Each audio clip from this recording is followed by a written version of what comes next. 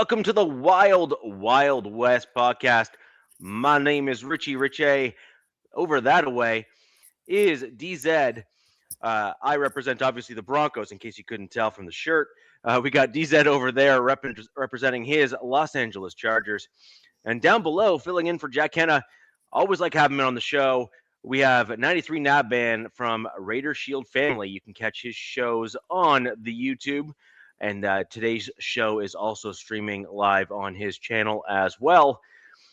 So we have some interesting stuff to discuss on today's show.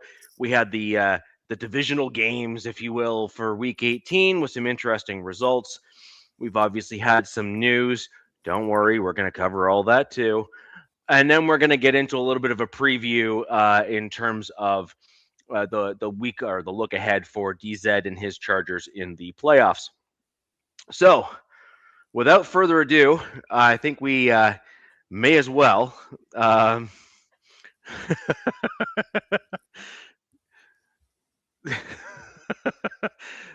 some comedy in there somewhere. Nabman, you're on mute, which is probably a good thing because I may or may not have wanted to hear what you had to say at the end of that comment. Don't hold it against me. My children are here. Tahir was one of the good ones, man. He's good people. No kidding. And he's fun. So, may as well just throw over to you, Nabman, and talk about the Raiders. Get right into it in terms of the Raiders versus Chiefs, how that game went down, the outcome, and all that good stuff. So we'll get right into it.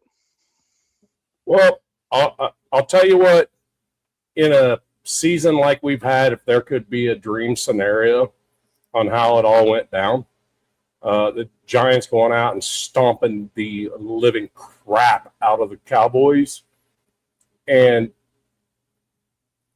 the Raiders being able to play some rookies and get some folks in there and get some playing time and stuff like that, and them get an opportunity to win without any repercussion against the Chiefs. So the opportunity for those young folks to actually that were involved in the game to celebrate in the locker room instead of it sucking for them. And I think that's great for the organization. I really do.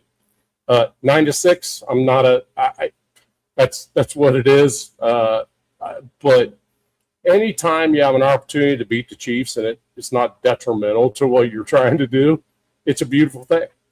To me, that's pretty much it as far as that's concerned. I know that was pretty quick, huh? Richie's on mute. He's eating his steak. Sorry, the steak. I can't. I don't want everyone to hear me eating the steak, but at the same time, I need to eat the steak. Like that's a good steak. Nav, I needed you to put in more input on your game because I didn't watch a lick of your guys' game. There wasn't a whole lot of flash and flare in that game, but there were some sparks of some pancake blocks from Rodgers. Rodgers put people on their ass the entire game when he was in there. Grant had a couple of nice, big time aggressive blocks. It was obvious they were told that you're going to be aggressive, don't care about penalties, just be smart. We're going to try to win this ball game. It's the Chiefs. We need to win this ball game. We don't have it. Don't think tank. Don't listen to all this crap. And it makes me wonder if they would have won 9-6, whether the Giants won or not. I don't know. Yeah, really. So it's like even if you guys won, I think there was like confusion with probably other fan bases about the Raiders. Like even if you guys won, it wasn't messing up your draft position. Well, you guys had that locked down at number one. We did. So winning that ball game was something they should go in and try to do. Yep. Yeah. There was even some confusion actually from the national media in the early stages of that game when the Raiders had kind of gone ahead, if you will. Yeah. Whereas some of the national media folks were like, the Raiders better be careful. They're going to lose the number one pick. I'm like, they don't know what they're doing. Yeah, I'm like that you've just told on yourself. Congratulations. Like Right. Yeah, you just told me that like you actually don't know what you're doing. Like you get paid Right. for a living. It's Right. the only thing you do for money, and you can't even stay on top of like the basics. Right? Yeah. Like so anyways, it's good for you. Congratulations overall. I think that it's probably one of the best things that could have happened given how the season went for the Raiders, right? Absolutely. Like once you get to a certain point, you kind of just have to say, I'd rather own it all the way and then retool and rebuild, because if I only go part of the way there, you end up kind of where the Steelers are at, where they're struggling to field a competitive team because their coach is so good that he keeps them competitive through most of the season, but Mhm. they've been able to properly retool the team because they're not drafting high enough. boy, did Mike Tomlin and the Steelers get lucky against their game. Oh God. Oh my God, Loop And it owes cost- them some money. And it cost Harbaugh his job. I have no doubt. Yep. I mean, I've been all over that news with Harbaugh and reasonings. Like, so, they've, like Richie kind of alluded to, I don't know if that was before the show or at the start of it, like saying like he's surprised that Pete got fired. And then now if you look at John in in Baltimore, it was a mutual, agreement for departure, which I don't think it was 100% mutual, obviously. Him being there for 18 years or what it was. But the story I'm getting is that they wanted to move off of Monken. He wouldn't move off of Monken, and most of his staff. They wanted to like wipe his staff out from underneath there, and he was. I think Harbaugh said no, it ain't happening. They want to get their electric Lamar back, I guess, is what it essentially alludes to. But look, that's a hot name now. I mean, that's probably 1A, or if not the best head coaching candidate, right now. Stefanski probably number 2. Everybody's got, just because. We'll see. I mean, Stefanski's up there as well. That's probably I don't know. We're not going to talk about this right now, but him or Kubiak are probably my guesses that go to Las Vegas. If I were to guess right now. Yeah, we'll go there. I have a whole novel written over here. So I had a couple questions now, man. Maybe just like rapid fire a few things. Sure. Rodgers, offensive lineman. His name has cropped up actually 3-4 weeks now since he started. Heard some grumblings in terms of quality of blocks, quality of play, that sort of thing. Does certainly add fuel to the fire in terms of why Mr. Carroll and hopefully the other Mr. Carroll is also gone soon as well. A twofer can go as far as Raiders Nation is concerned, and I get it. Trust me, I totally get it. But he did well. You had another rookie, and I'm going to be honest, his name escapes me. He was, I think, an international player who killed it in preseason. How did he do? Lockie, yeah. How did he do? He didn't.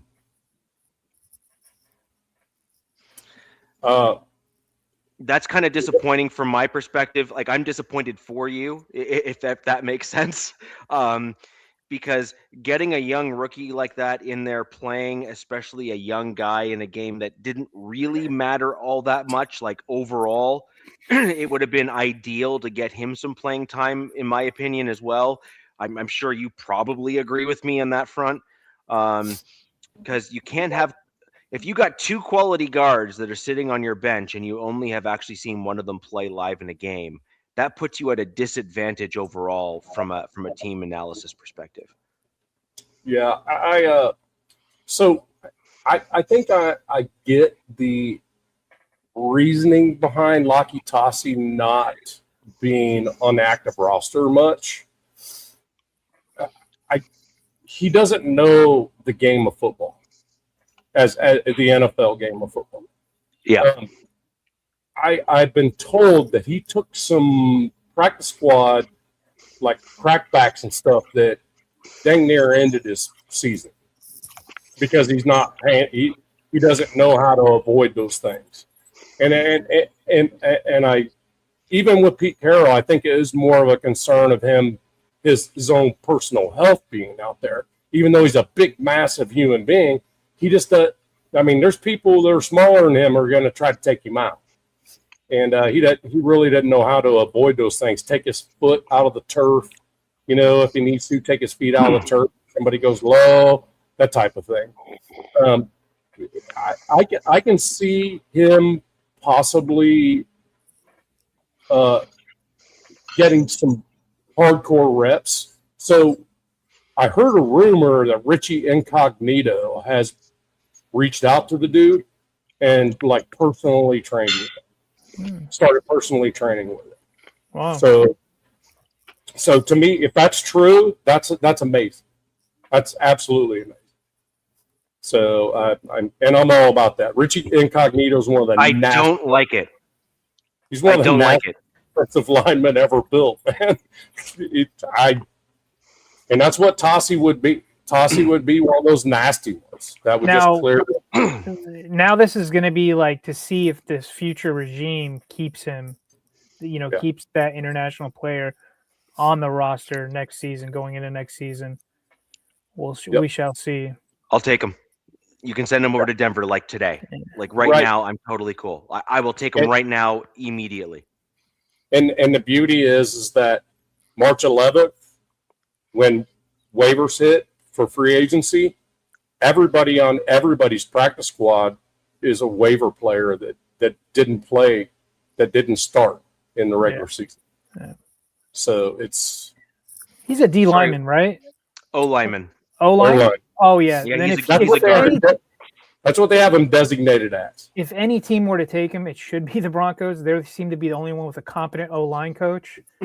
So, yeah, they're the only ones. Even with the Chiefs, it's probably the Broncos with the best coaching staff for the offensive line part. So just as an aside to that, and I will kind of cap it there on this one here, but I would love that dude on my Broncos team because he reminds me a lot of Quinn Miners in terms of his play style. Quinn Miners, basically the all-pro guard on my Denver Broncos. I know, but Lucky Tossie really doesn't have a style. He hasn't been able to establish one. He's literally just go see guy, hit guy. He doesn't know scheme. He doesn't know any of that stuff. Right, but that was Quinn Miners in his last year of college, was see guy, hit guy. And what a lot of people don't realize is Quinn Miners in the off season, because that was that COVID year, right? Mm-hmm. Where they didn't play, and Quinn Miners had done like a whole boatload of work in the off season there to like level up his game. And then he went from like see guy, hit guy to like Pro Bowl, like holy crap, who's this dude? Like, it's there, no question. Yeah. G-Fam's telling me, God Family Raiders for Life's telling me right here, Spytech already signed him to a future contract. I did not see that. G-Fam, that's true, man. I didn't know that. What would that contract be called? It's called something differently. It is. The pathway stuff, it's IRP. I just don't know what it stands for. Yeah, they fall into like a weird thing. But yeah, if they're going to keep him long term, then rock and roll. What's the harm? That means I'm not going to lie. That just means he can't be put on waivers automatically because he wasn't a starter. Yeah. And I'm not going to lie. I hate the fact that Incognito is working with him. Like, hate it. It's just when I hear things once, it's one thing, but I hear something twice, it's another. You know what I mean? So it's kind of you're not wrong. Incognito was that dude for the Raiders that set the tone for your team, and he galvanized the other members in that locker room to kind of play with a certain style.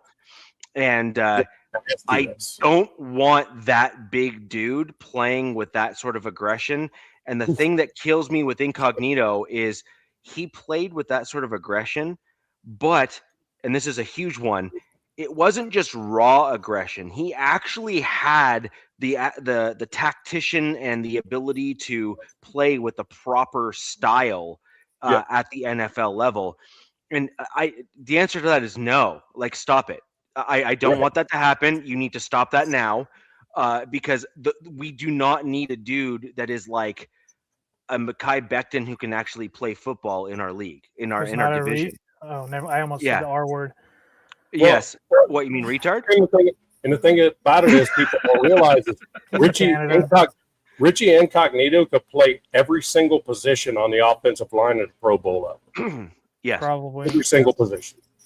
Yeah, and if he's teaching a young dude to be that with the skills and the strength and the speed this guy has, and he gets anywhere near that, that's Blindside movie all over again. What position do you think he would end up? I think guard. I think. Yeah, guard would probably be my guess. Yep. I mean, look, if he can work all off season and hone in his craft with an all-pro kind of guy like Incognito, why not? What's the risk? Like, there's no. Yeah, I mean, you can't teach genes. You know what I mean? With certain guys, so you can teach speed, strength, and right. naturalness. You just can't teach that.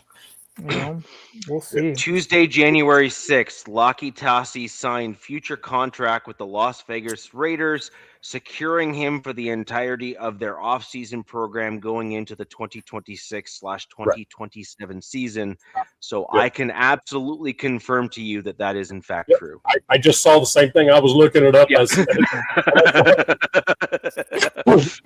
and the answer is yes. I mean, what that essentially does, keeps him in some money, keeps him fed, and that type of thing, and it keeps him from being on that non-starter automatic waiver thing when free agency starts. Where people I mean, who knows what he does in the offseason, right? If he goes back home. I think, what is he? Is he from New Zealand or Australia? I think so he's not going to be making quick flights, right? So I'm assuming he's probably going to go home for a little bit, but at the same time, that also, since he's still signed with the Raiders, that means that he can use the facilities when need be, right? Because I'm sure he's not made of money being an international pathway player. Right, and there's another rumor of, because Max Crosby said on the Rush when Laki Tassi was mentioned about midway through the season or whatever, hey, you ever practice against this guy? He goes, yeah, I don't like it. I don't like it at all. So I get thinking about that. It could be one of those, well, he's so raw, they don't want him to go hurt the defensive line as well. He doesn't know enough to know this is a no-no. You can't do this part. So this is a thing. So Nabman, the difference between like football and rugby, and this is a definitive difference in between football and rugby, is you are taught in rugby that there is actually no end to the play. Right. No, like as in there's a whistle, and the whistle is a really great suggestion. Right. It is a wonderful suggestion, and the refs have suggested to you that you should stop trying to hurt your opponent, and that you should effectively ignore it for sure, and then wait for the ref to come tap you on the shoulder and tell you to stop. So, Richie, but at the same time, rugby players are like the nicest human beings after everything. They are. They're not like, I want to fucking kill you. They're more like, hey, good on you, dude. Like, Tassi is a very soft-spoken individual. As big a human as he is, he's very soft-spoken. He doesn't say much. Rugby's probably the most aggressive gentleman sport I feel like I've ever seen and participated in. It's bizarre. Football, you play your opponents and you handshake at the end and you're cordial, but you still don't like that. Those people, you're like, F you, whatever. In rugby, it's like, no, we're gonna get beers together afterwards. Yeah. And I did that after every rugby match. We're getting beer and hanging out and singing with our opposing team. It's freaking bizarre. It's a crazy sport when half your players are also first responders. You know what I'm saying? So just in case, Yeah. It's the other thing, I don't know how football is in the U.S., but at every rugby game, it was a mandated requirement to have a minimum of 2 first responders at the game. Yeah. Makes sense. So like when I went through, that was how we had the ref crew, and then we had the first responder crew, and it was actually a mandated part of our games was that first responders had to be on premise, like physically on the sideline for the games. Makes 100% sense. Like, Yeah. obviously. And I heard something somewhere, it was a plus to get on a rugby team if you were great at it and you're also freaking qualified in CPR and freaking first aid. I had CPR, first aid training, and other things, and I was on the team as a lock, which is the second row in the scrum. So I am a different level of crazy. And yeah, it's honestly my favorite sport. I do absolutely I love watching it. I absolutely love it. It is beyond aggressive. But getting back to what Lockie Tossi and what he's going to bring to your team is he's one of those super rare guys, very similar, I think, to the guy from the Eagles, which is despite their size, because they come from a sport that requires constant running, like there is no stop and go. It is always moving. Soccer.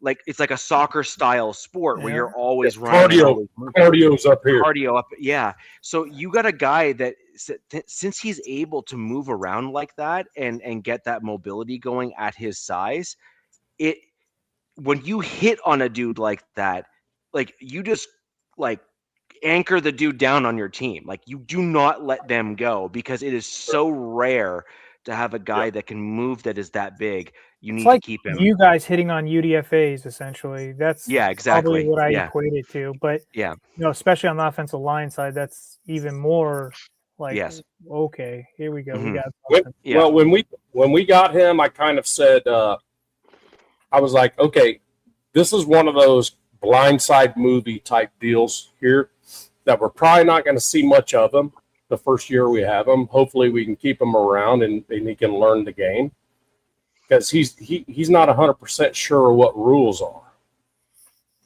Yeah. So that's what we got. We're going to have to. Now he is an extremely intelligent individual. When you hear him talk, he can speak the game, but he'll be the first one to admit when we do this shift or whatever, I don't know what all this stuff is. And that's I think from just a learning perspective is going to be a big thing for him. And this regime hasn't allowed much learning. So other than the practice squad. And you can imagine our coaches were so shitty this year. How shitty were our practice squad coaches? I mean, it's so you can't expect a whole lot of development out of the practice squad if your front line coaches suck. So. Well, it's even worse than that. Actually, I think is your offensive line coach didn't develop the guys that were even slated to potentially step in and start. Right? You had Carroll, who was supposed to be your offensive line coach, who didn't even bring Rodgers in until you were completely eliminated from the playoffs and then some. And then you're running either one. Yeah, and then you end up with Rodgers coming in and actually looking like a pretty darn competent offensive lineman. And then you start looking at everything saying, why are we only seeing that guy now? Right. And actually that's what we've all of us are we're frustrated. And actually SpyTech all but said it a few days ago. I don't know if you heard it in his presser. I don't. Yep. I totally. Pick that thing apart. Oh yeah. And that was super interesting. SpyTech literally said, "We drafted these rookies for a reason. You want to see these rookies play. You want to see them get play time. It's a constant battle between the front office and the head coaches. So it's a yin and a yang to try to figure out the young guys versus the veterans." And that was basically, I think, his way of saying, like, Pete was clearly out over his skis, but I'm not going to say it until I fire him. Right? Like, you know what I mean? So, But coming off of Laki Tassi, I'm going to throw another name at you on the offense. A skill player that every time he's stuck his face in the game, has made a play. His name's Shedrick Jackson. You guys just remember that. I'm telling you, every time he's had an opportunity, he's made a big play. The dude's fast. His hands are like freaking sticky. And he's Bo Jackson's great nephew. Okay. So I haven't heard that name probably since the draft, I guess. Every time he's got an opportunity, he's made a play. Fun fact, I just found out that Jim Harbaugh has more rushing yards than Bo Jackson. That was bizarre for me to hear that, but we all know how Bo's career went. Yeah. But anyhow, that's the kind of things I'm kind of are in my mind, and every time it like hits my mind, I just write it down real quick, just so I don't, Shedrick Jackson, I think is going to be a freaking. He's gonna be on this roster next year. I don't think there's a question of that. And the other thing that you have to look forward to actually is a regime change. Maybe not at the front office level, although I think your front office needs just a little bit more polish to it to kind of accomplish what they're looking to do. But I think that ultimately you're from the Spytek now being there, aligned with the ownership, with his synergy with Tom Brady for the most part. Obviously, even Spytek said, look, Tom and I disagree, but the great thing about Tom is that he wants me to be able to voice my disagreements, and I thought that was a really interesting statement as well. Yep. I know it's interesting that a Broncos fan's paying attention to the Raiders, but you're a rival of ours, and I would argue it's probably one of the most storied rivalries, maybe in even all of football, the Raiders and Broncos. And so Packers, Bears. Look, I'm going to literally put the Raiders Broncos in a very similar category to Packers and Bears. And that's simply because there is an anger and aggression between the Raiders and the Broncos organization that goes pretty much back to the inception of both teams coming in. Like, it is bad. Like like decades. Yeah. So like, there's a reason why there's a very select few Broncos fans that will communicate and do so civilly with Raiders fans and vice versa. That rivalry is strong, and it's strong for a reason. It just is. It's just a fact. It's just a fact. Yep. But it'll be very interesting to see what becomes of it. And also I'm quite interested to see organizational direction. As an example, what are you going to do on offense? Like, what's that offense going to look like? Are you going to go for like power, outside zone, inside zone, a combination of it? Like, I don't know, right? The novel. This is the novel over here. Yeah. And so you have a few different options with some of the linemen that you have there. Although I do think that inside zone or outside zone are certainly on the table with some of the athleticism that you have on your offensive line. Yeah. Plus adding a few guys with your substantial cap that you actually have coming into the offseason. Should be about 118. Should be about 118 by the time we do roster cuts. Yeah. So when you look at that, that gives you some real opportunity to kind of bring in the right guys to kind of backfill and get yourself ready ahead of the draft. Is that cutting Geno, Nav? Yeah. So as long as we do that before June 1st? Think of the date. What is it? June 1st? No. It's earlier. It's got to be earlier than that because he's under contract. So I'm like, when you said 118, I'm like, okay, that just shot up. So I'm assuming no, it's a shot up because they're getting all these 1-year contracts we had for $2 million, $3 million, whatever. A lot of these folks are not going to be back, and they can be cut, released, all that stuff at any time. So several of them, Devin White, folks like that. You know what I mean? Yeah. Yeah. So I just think you have some interesting times ahead. And then, the question mark there, the other interesting piece is going to be Patrick Graham. Does he stay? Does he goodbye already? Pardon me? It looked like he was saying his goodbyes in the last game. Well, that's the vibes I got from some of the clips I saw. But who knows? That's what it looks like. It'll be interesting either way. Like, does he stay? Does he go? Does the new coach want to bring him back and do some things, or do they want a complete clean, wiping of the slate, bringing in a new regime?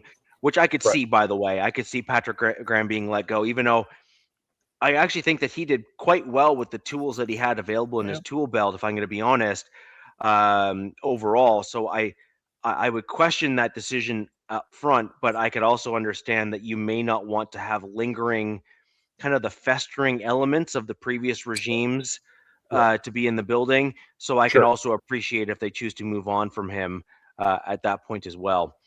But anyways, Hey, if I may. yes, Jay, this is a 2X shirt that is still tight on me, but I can't help that.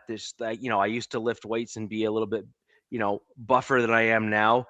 Kids will do that to you, but I don't wear ladies' small shirts like you did last night on your podcast.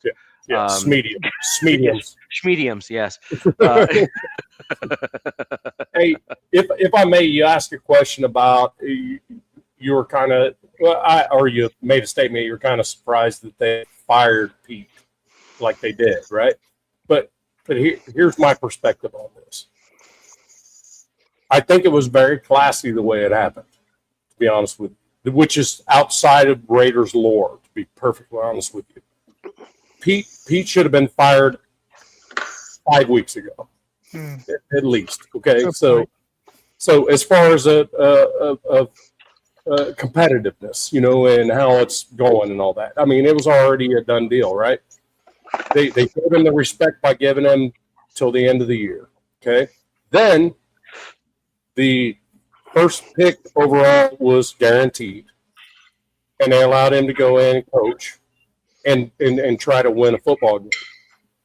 And then they allowed him in the locker room after a win with all the rookies they had playing that ended up winning the game, got an opportunity at success for one game. Okay? Everybody, that is not the time to go, okay, you're fired. So what they did was they let everybody freaking celebrate and have their good times. My guess is those conversations already happened inside the coaching deal with Mark and Tom and Spytech, and that happened before that, and then waited till the next day. Let them celebrate. Let the team. It's a bad leadership thing to have a win and fire your coach while he's in the locker room congratulating your people. You know what I mean? So I will tell you this. I'm sure the question was asked, you sure you don't want to retire? Because if you don't, I know this sounds like an ultimatum. If you don't, we're going to move on from you anyway. And I've never met Spytech, but the vibe he gives for me is a great leader. And he probably looked at Pete and goes, man, I love you. No shit. Everybody here loves you as a person, but just isn't working. I'm quite sure that those conversations happened long before the Kansas City game even started. See, I'm not even sure that he was liked as a person. I think he was, because the whole damn team freaking went in one by one before he left the building and freaking hugged them. So, well, I guess what I mean by that is maybe the team liked him and everything, but you also have to remember as a person, out of respect, right? Well, that's what I mean. He's an old guy that actually has connections, so I think every player wanted to hedge their bets and simply do the right thing, and that, I think, is fair. However, at some point, some of the rookies must have looked at it and said, so let me get this straight. I start playing and we start looking more competitive, right, as a team. Yeah. And you and your son and your decision making kept me on the bench, which made us look less competitive up until that point. Like, at some point, you got to think as a rookie player or as a young guy or whatever, that you're just going to say, like, no. Like I'm going to, kind of do one of these and kind of like hold the smile in place just long enough until he's out the door and be like, thank God that's over. And I do wonder if they're kind of maybe in a little bit of that component. The one thing that really did disappoint me with the Pete Carroll regime, and then we'll move on to the Broncos Chargers game, is Pete Carroll did not implement the same things that made his Seattle Seahawks team when he was there with the Legion of Boom in that like early block there. He just forgot what made that team so competitive and so good. And that was those like basically competition Thursdays or something like, I can't remember exactly what day of the week it was, but where he basically said all guys on the field, full rotation, like I don't care if you're a starter or a practice squad, you're competing for the job. So it's like competition Thursdays or something. And He that's said actually yeah, okay. Yeah, right.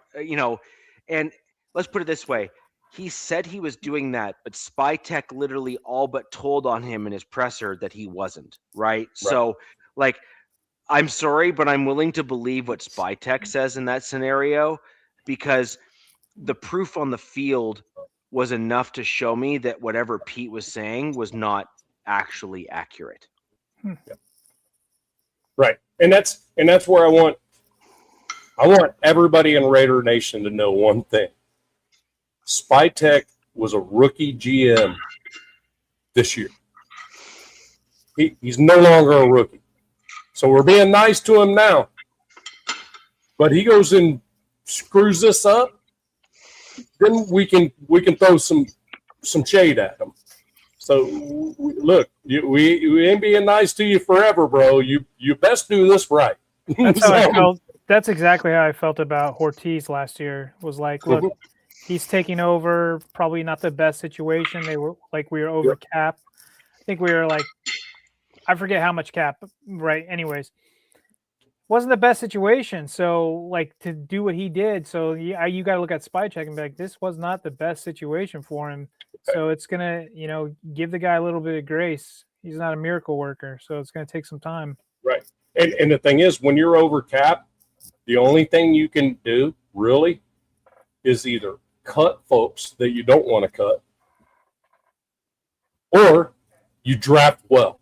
Oh God, it says Broncos on there. I was like, what is on his knife? He's got Bronco steak knives. When you're over cap, you either cut people or you draft well, which Chargers did a good job in the draft.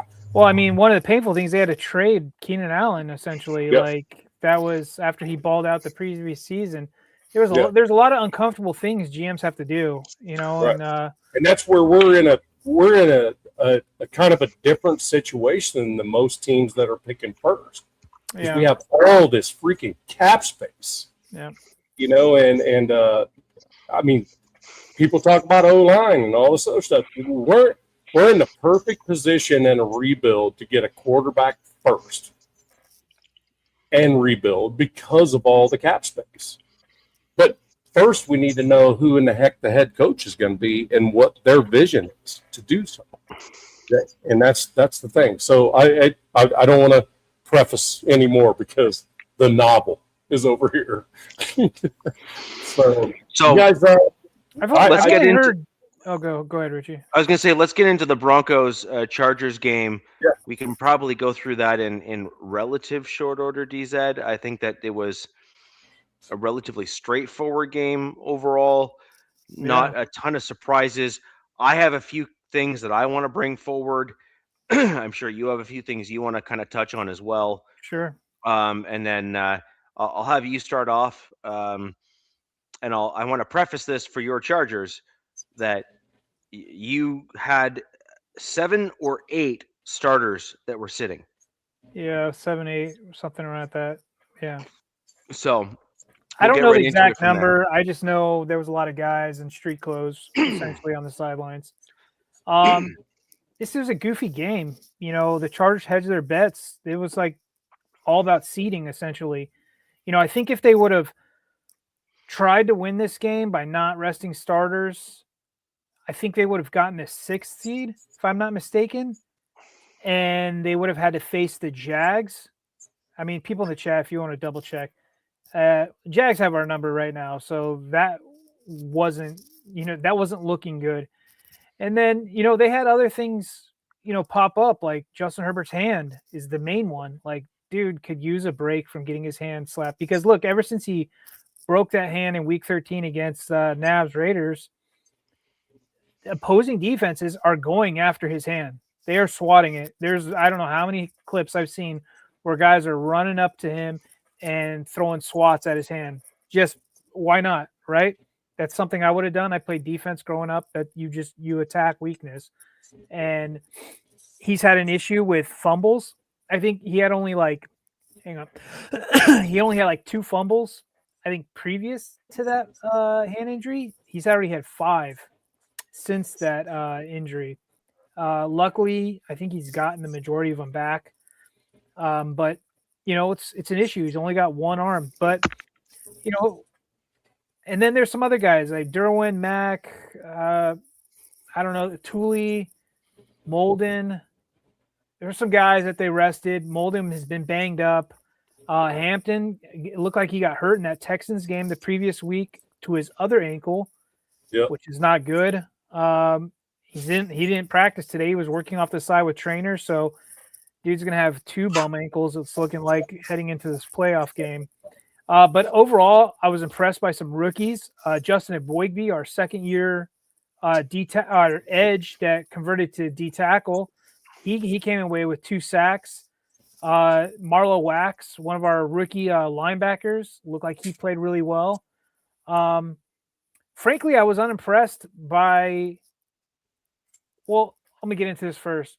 Trey Lance, this was supposed to be like your addition, brother. Like, this was, now I get it, man. The offensive line was rough. There were some backups in, right? Blocking for him against the Broncos. But, I mean, I think the dude was, I mean, I got the stats I can pull up, but I don't really want to bore you with that on ESPN.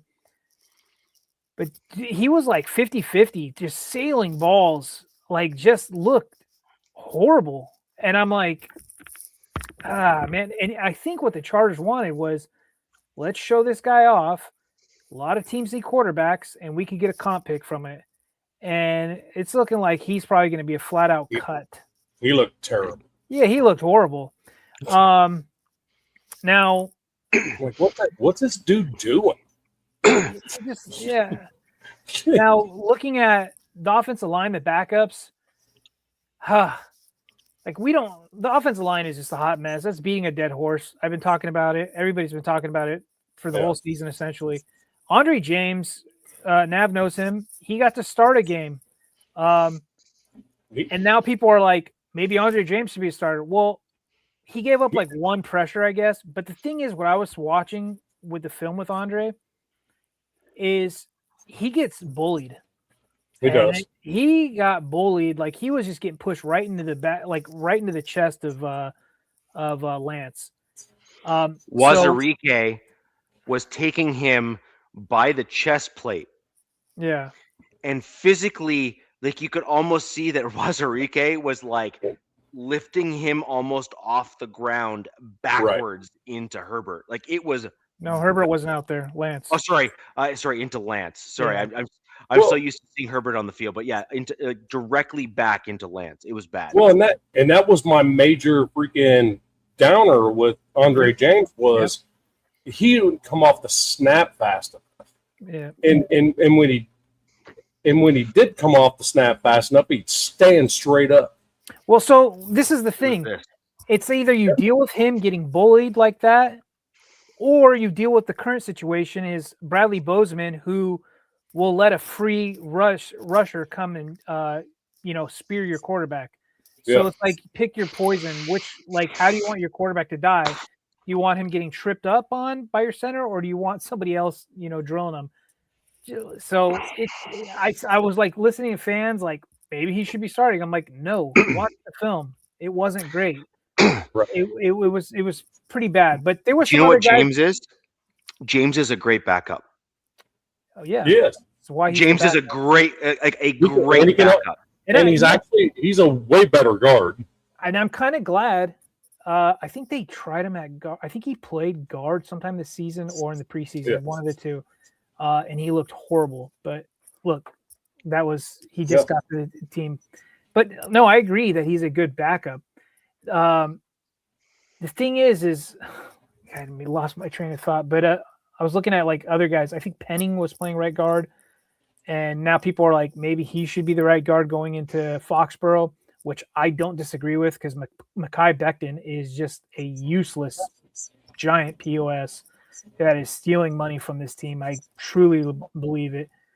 But overall, I was really impressed by our defense. Now, I've heard all the pundits, Denver pundits, saying that they went vanilla in this game. I get it. Why not? You know, you see the Chargers are resting all their starters. You're like, we're not going to rest our starters. We're just going to, you know, pull it back a little bit.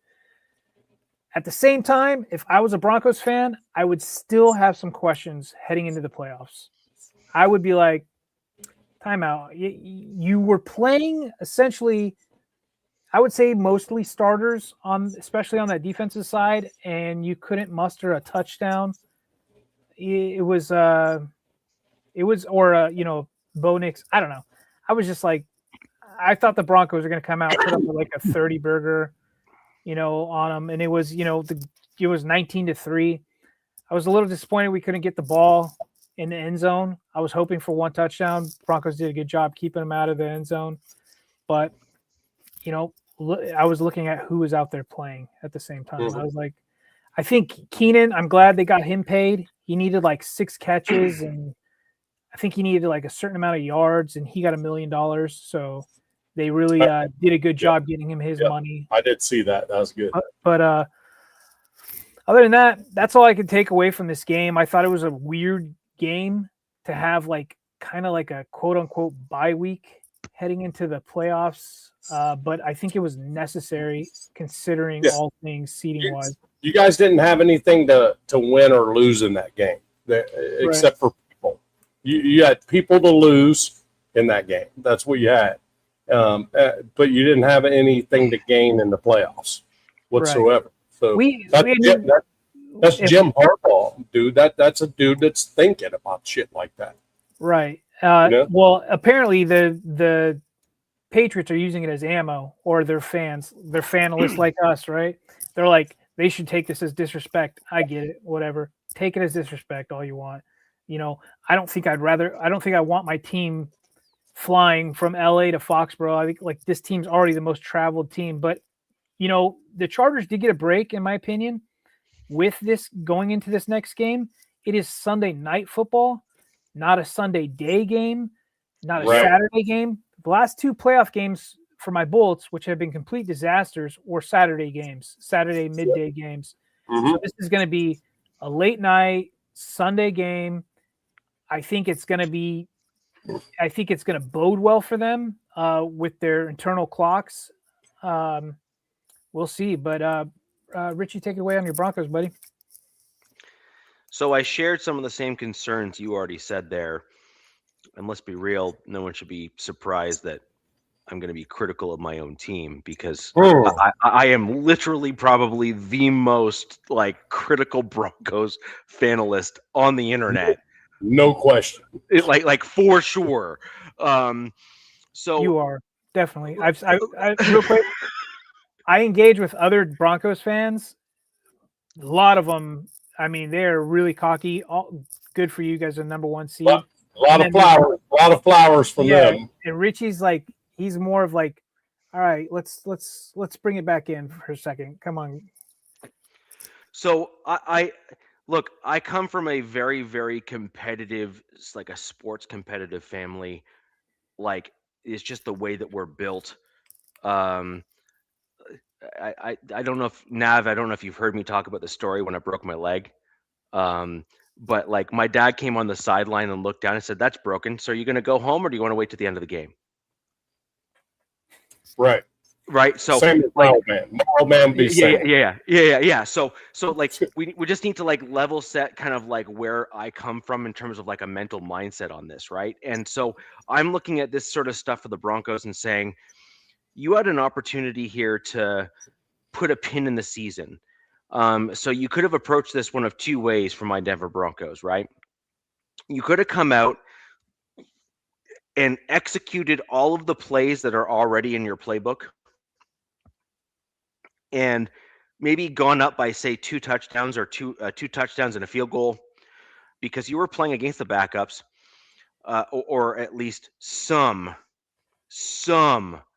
of the backups on the D line. I will say, DZ, overall, your defense was mostly starters with the exception of like 1 or 2 guys. The D tackles were. Right. No, but that's what I'm saying. Like your D line is really good, and it's not getting enough credit for how good it is. Like, I mean, Yeah. right? Like, it's like good. Our yeah, two like main edge guys, Mac and Tooley. But yeah, we had Odafe and Bud Dupree and Kennard were out there. I think Dupree got hurt actually, and I'm not really impressed with Kennard, our rookie. But they were wrecking shop in the interior.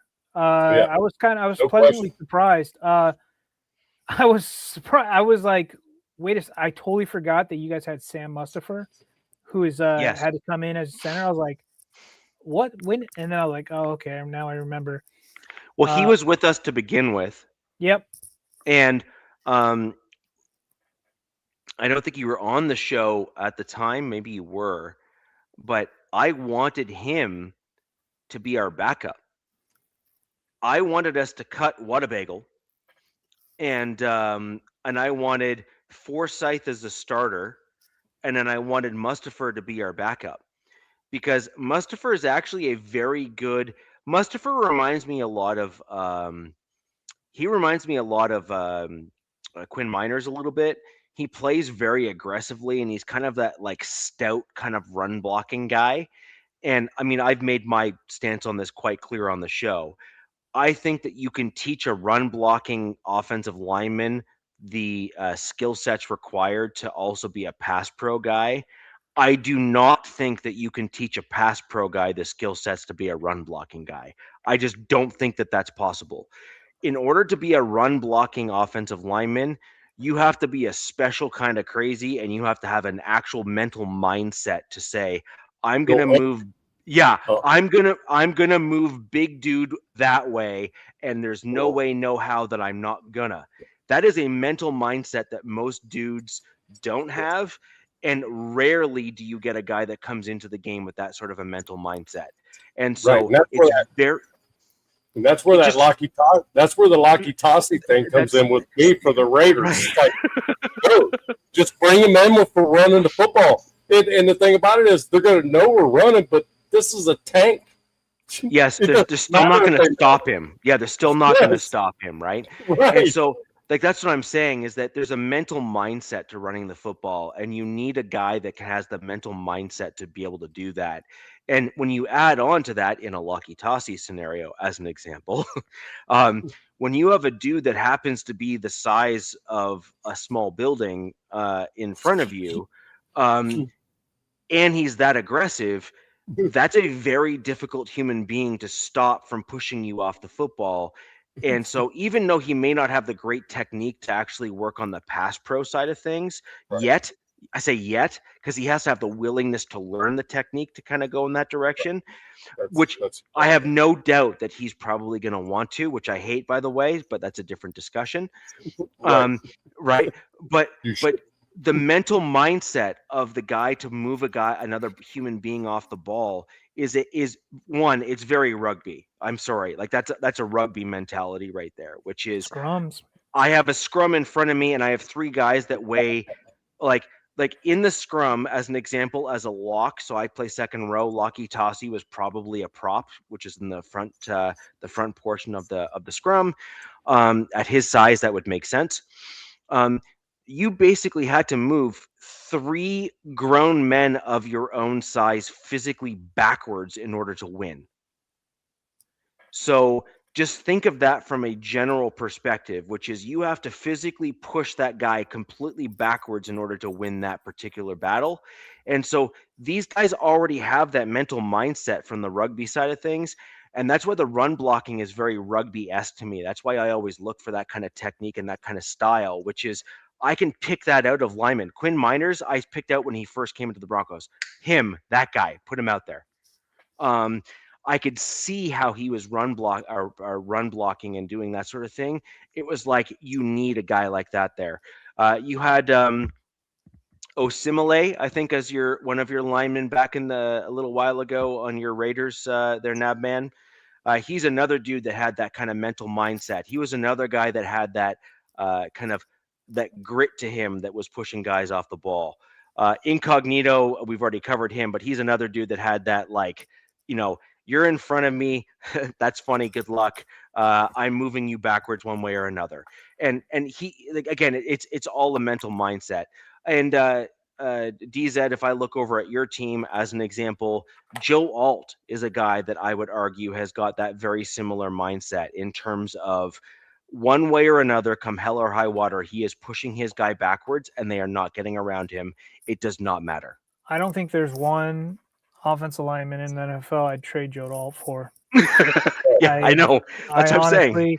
A healthy Joe Alt, like, yeah, and I used to feel that way about Slater, but now Slater's kind of caught the injury bug, and I like have to put pause on him. But I just look at Joe and I watch him play, and I see his size and everything, and everything's so easy to him. He's had a few misses against really fast guys like Benito, and then I think it was Will Campbell last year.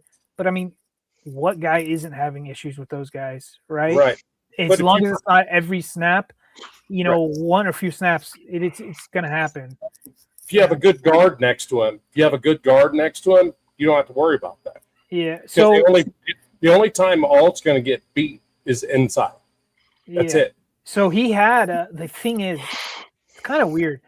Slater and Alt both got hurt next to Zion Johnson. Now Zion, it happened. It supposedly was non-contact.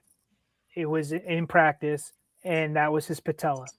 And then when Alt got hurt, Zion's next to him because he's our left guard. But that was due to, I think, our right tackle or right guard just whiffing and just getting blown out of the water, and some guy rolled up on the back of his leg. But Zion has been the best offensive lineman for us all season consistently. Yeah. He's as Harbaugh says, he's a Ted, there every day guy, and they're gonna have to make some decisions because he is a first rounder that's going to be up for free agency, and it's going to be interesting to see if they try to re-sign him or if he goes to the highest bidder, because he's been pretty damn good considering who he's been working next to. He's Bradley Bozeman, the worst center in the league, ranked 33 or 32 out of 32, and then he's been next to a turnstile essentially at left tackle. So. Right. The question is whether or not your team sees Zion Johnson as part of the problem or part of the solution, and whether or not they're finally able to look inwards and get over a dude that's got really good character.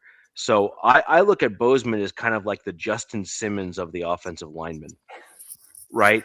And like, look, Simmons, for sure, great dude. Okay, for sure, great dude.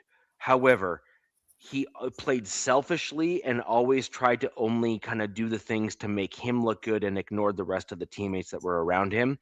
And that's why he's no longer in the NFL. He's basically doing podcasts right now, which is fine. He was always a very intelligent football player because, again, little known fact, Justin Simmons, not particularly athletic compared to other safeties at the position. However, he made up for it because the dude was wicked smart.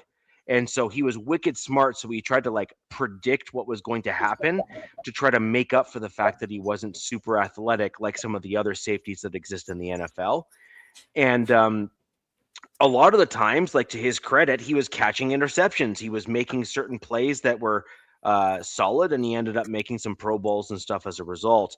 But at the end of the day, it came down to it, which is he absolutely got himself to the peak of what his physical gifts were, and good for him. He deserves all the credit in the world. T3, nice to see him, my man. This I agree with 100%. He got the most out of the talents that he had at his disposal. The problem is that his talents were limited on the physical side, which then ended up hindering actually the rest of his teammates that were surrounding him. Bozeman, I see, is the exact same guy. He's got some physical gifts, but You're he giving Bozeman too much overplays his credit, my hand. friend. Well, no, he's got physical gifts. He does. Like, I'm sorry, a dude that's Yeah. that large that can move with that kind of agility is rare, but it does not mean that he can compete against, these defensive linemen that are equally or more gifted than he is on the other side of the ball. That's the problem, right? Kind of if we stick on the O-line, my Bolts did something pretty interesting, which the fan base really needed or wanted. The Ravens had a guy who was suspended, I think, for a DUI, Ben Cleveland, and they released him. So he served his I think it was like 3 games suspension, or it was like substance. I don't know what it was. And the Chargers signed him to their practice squad. And I believe he was a starter there off and on in Baltimore. This guy is 6'6", almost 6'7", 355 pounds. I would plug and play him right away. I mean, Harbaugh was asked, who the starting offensive line is going to be going into Foxborough. And Ben Cleveland. Oh, Cleveland. And Harbaugh pretty much said Mekhi Becton, but I'm like, man, I would pull Mekhi Becton's ass so fast in that first quarter or that first series if he left up any pressure. Shit. I would. So they've got some options. Not saying they're good. Trevor Penning, he comes with his downfalls with penalties, but that guy's nasty. So they've got their options kind of going forward. Not saying they're great options, but if they got break glass in case of emergency kind of options, especially in the Mekhi Becton. Now, money does play a role, but look, this is playoffs. This is a whole new season. And then Jamari Salyer, who's missed, he's back at practice. That was he's been kind of holding it down at left tackle. So it'd be really important to get him back for this. That dude, Ben Cleveland, looks like a freaking Viking, bro. A monster. He looks like he belongs in Game of Thrones, bro. We have a joke in the Chargers, like every Chargers fan, they're like, we want, and not to get political, but we need MAGA dudes on this offensive line. Like, get us some corn-fed MAGA Vikings that are on this offensive line. Yeah. And I think he checks those boxes. If you were to look at his profile on X, holy crap! I was like, damn, that's a freaking monster human being right there. So it'll be interesting. Do they like give him some time to get things going again? And if we can get past New England, which that's a whole nother discussion, another topic. But and then maybe have him play the second game. Hey, Taino has a great question right there for you, DZ. What's the Charger playoff predictions? That's kind of, I mean, if you look at consensus, what everybody's going at is New England's 3.5 point home favorites, I guess. So people are leaning towards them. To me, this game's a coin flip because there's so many. It's a coin flip because there's so many. Each team has pros and cons, and there's the unknown of. Now, look, the Patriots. I've been watching for the last few days, Patriots sports shows, reading Patriots comments, all this stuff. They're like, we're gonna blow these guys out. And I'm like, there ain't no fucking way. I'm like, no. That was my first F-bomb. Just saying, that was my first F-bomb right there on this show. I mean, that's a record. I went this long. They do have home field. Foxborough is a whole nother beast, right? That's a special stadium. Hey, the Raiders beat them in Foxborough week 1. So right. Just saying. This will be Drake May's first playoff appearance. Look, I like to tease. I have nothing against Drake May. I think he's a great player. I think he's fantastic. I call him Timu 10 because a lot of people compare him to Herbert, and they all wear the same 10. Bo Nix wears 10 as well. I think it's kind of funny that all three of these guys wear 10. Now, the thing is that gives me pause on the Patriots. I think they're a great team.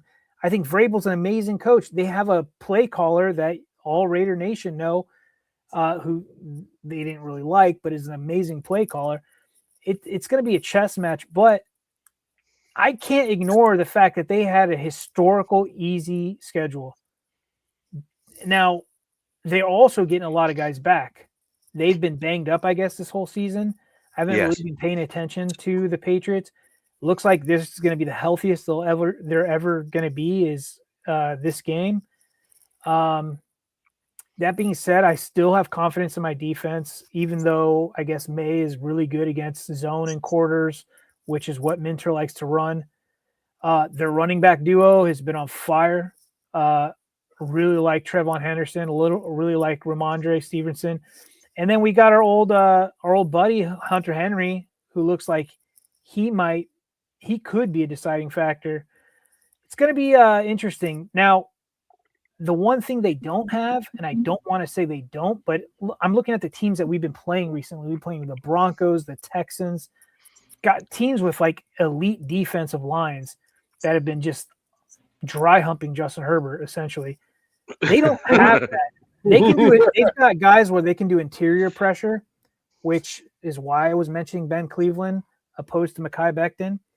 But if they can negate some of this, all Herbert needs is like a half more second or, a second more to get that, to deliver that ball, especially to a guy like Ladd McConkey, who's been taken out of the picture recently, and that's due to offensive line. Also, with the addition of Keenan, they kind of share the same space of the field. Another thing I like for my defense is Drake May likes to hold on to that ball. He holds that ball on longer than any quarterback I've seen. And, and I like that. Not going to equate well in the playoffs. I like my pass rush, man. I like my three guys, Mac, Owe, and Thule. I like them. And, but it's gonna be fun. I think this game can be get your popcorn out. I think it's gonna be a fun game, and I'm hoping my boys can come out on top. I'd love to go back to Denver. I know that's a weird saying because Denver's such a rough place to play, but I think they want to play the Broncos again. There's a lot of vets on that defensive side of that ball. I know Tony Jefferson made a thing, but they want to play Denver again. They want to go back and kind of get at them in the playoffs. Hey, I got a prediction for that game in Foxborough. You ready to hear it? Shoot. Look, I got Chargers 27-17. I do that's see exactly it where I'm at, actually. That's exactly where I'm at.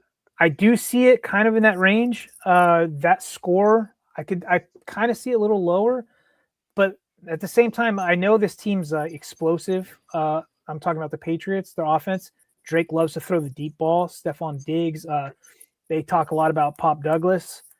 I know he's going to probably take his shots. Now, the one thing for the Chargers that they cannot let happen, which they let kind of happen against the Texans, is you can't get down from the beginning of this game. Right. You can't go 2 scores down and try to come back because Justin can't sit back there 30 or 40 times with that offensive line and expect to carry this team back. And then I don't know if we talked about it, Marion Hampton, 2 bum ankles. That's going to really suck because you're going to want to lean into that run game a little bit. So damn, if you only had J.K. Dobbins coming back there, that'd be something, wouldn't it? We had J.K. in Houston, and he didn't do us any favors. But I'm sure healthy J.K. with his team would be really good. Right. So I want to quickly go back to the Broncos-Chargers game just to kind of put a pin in that, and we can kind of move on. But so a couple things. One, I agree. I think the Broncos offensive line did not perform well against the Chargers defensive line. Now, cool stat, not great for me though, but cool stat for you. The Broncos pressure rate this season against the offensive line against my Denver Broncos, we have only had 2 games that have been over 40%. Care to guess which team did that both times? Oh, I've seen this. Yeah. Chargers. Yeah. That's a Minter problem. So Oh God, this is gonna break my heart when he has to leave. That's he's Minter problem, right? Minter is a guy that puts up key stats that matter, and he's getting the most out of dudes that nobody knows their name at all. And Vance Joseph, for whatever reason, is getting well, Minter's getting credit too. So we need to be like Minter's finally getting the credit that he deserves. Vance Joseph was always like people just expected him to come back to a head coaching job, in my opinion. But I would argue that this season, Minter and Vance Joseph have both like shot up lists. Well, they've both had. yeah. I think they both have got requests for interviews.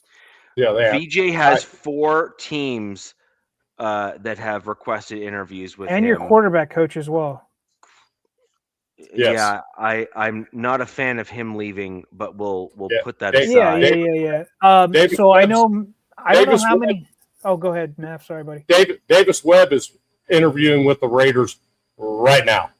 Yeah, I think I've heard Webb and Stefanski are the ones that have been interviewing with the Raiders so far. Yeah. I know Minter has a lot. Look, I have a personal friend that talked to Minter in one of the last games, and not the Broncos game, but I think the Texans game, one of the games. And Minter's like, I'm not going anywhere. Well, fast forward, I don't think anybody really technically saw the Ravens firing Harbaugh. No. So when that happened, I'm just like, and everybody else on X as well, we're like, okay, see you, Minter. But at the same time, I've also heard the argument, do the Ravens really want to continue with that Harbaugh tree? They might not want to do that. They might want to go a completely different route. So we'll see. I expected, Harbaugh said from the get-go, like, I want to get Minter a head coaching gig. He's one of those guys. He's special. He's going to do great things wherever he lands. I was hoping, like, let's, run it back one more year. Year 3 seems to be the sweet spot under teams with, especially new regimes. And then after year 3, dude, peace out. Take care. But if he has to leave early, that's going to throw a wrinkle into things because we see how this goes, man. When a guy like that gets poached, he likes to take some players with him. He likes to take some coaches with him. And you're just kind of like rebuilding, and it's probably never going to be the same. Yeah. So, yeah. So I'm just glad that my Broncos haven't had another coach looked at who's going to be our heir apparent. You're going to be pretty impressed with him, actually. Both of you are. His name is Jim Leonard. Yeah. He sounds familiar.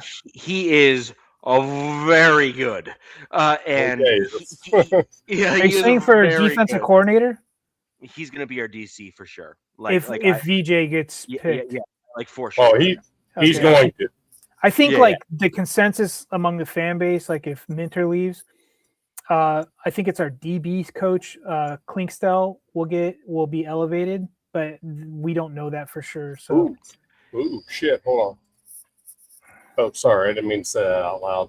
But anyways, just real quick, I'm going to go through a bit of a shotgun on the Broncos side of things here, just to kind of quickly blast through it.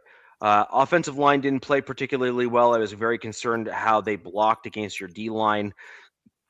I do agree, however, that our offensive line protections were very vanilla, and that may or may not have been intentional.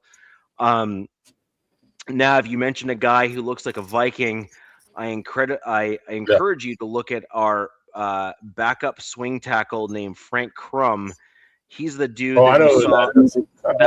that dude just like looks like a Viking. Like you see him on the field, he's got like the blonde long hair. He's like definitionally a Viking. He just looks like he's a Viking. He is an incredibly large human being. Reminds me a lot actually of Lockie Tossie a little bit. He is an incredibly raw guy that has been coached up, that is like this close to being all the way there. You know what I mean? Like he's a guy that's been coached up from our offensive line coach, which is DZ, to your point, clearly someone who knows what they're doing because they've constantly put and fielded a competent offensive line the last 2 years. Yep. I still want my offensive line to change pace a little bit. I would like us to start getting to be a little bit larger and a little bit nastier in terms of guys on the line. Right tackle would be an important player for us to get on there. That's where I like Palcho. I think Palcho's a great dude on the really right. from left guard to right tackle. Well, he was a right tackle to start. Okay. Like that's I keep on telling you. Like everyone doesn't like what to listen. He was slated to be our starting right tackle at some point, and then Ben Powers got hurt. And Powers is back though, like ready. Powers is back, but Palcho is a more aggressive version, and frankly, he's that run blocking guy. He's the dude that when McGlinchey went out, our run game got infinitely better because Palcho is that like angry, aggressive dude. And when you put him alongside of Miners on the right side, who is like angry by nature, That dude I think came out of nowhere, bro. Though that is a freaking next Nav, level. Freaking, where the hell did that come from? Well, Nav, I encourage you to go look at my earlier videos from Yeah, like 2 years I ago. know. I know. So, I know, but so it was I called him. I called it. Like I was you like, did. that You guy. called it. There's no question. Yeah. So, But damn. that's what I'm saying is that like he always had the it factor. Miners did. He had that mental mindset of I am going to win no matter what. And you need a guy who's got that like basically almost delusional mindset of I can beat that guy. It's like he made the Pro Bowl 5 years in a row. So like Right. Exactly. And so Miners is that dude. So I think Palcho and Miners on the right side will make for a really great kind of like aggressive run blocking offensive line. Our offensive center, Wadabagle, needs to go. Now he's thankfully he's hurt. I wish no injuries on anyone, but I'm certainly not. That sucks.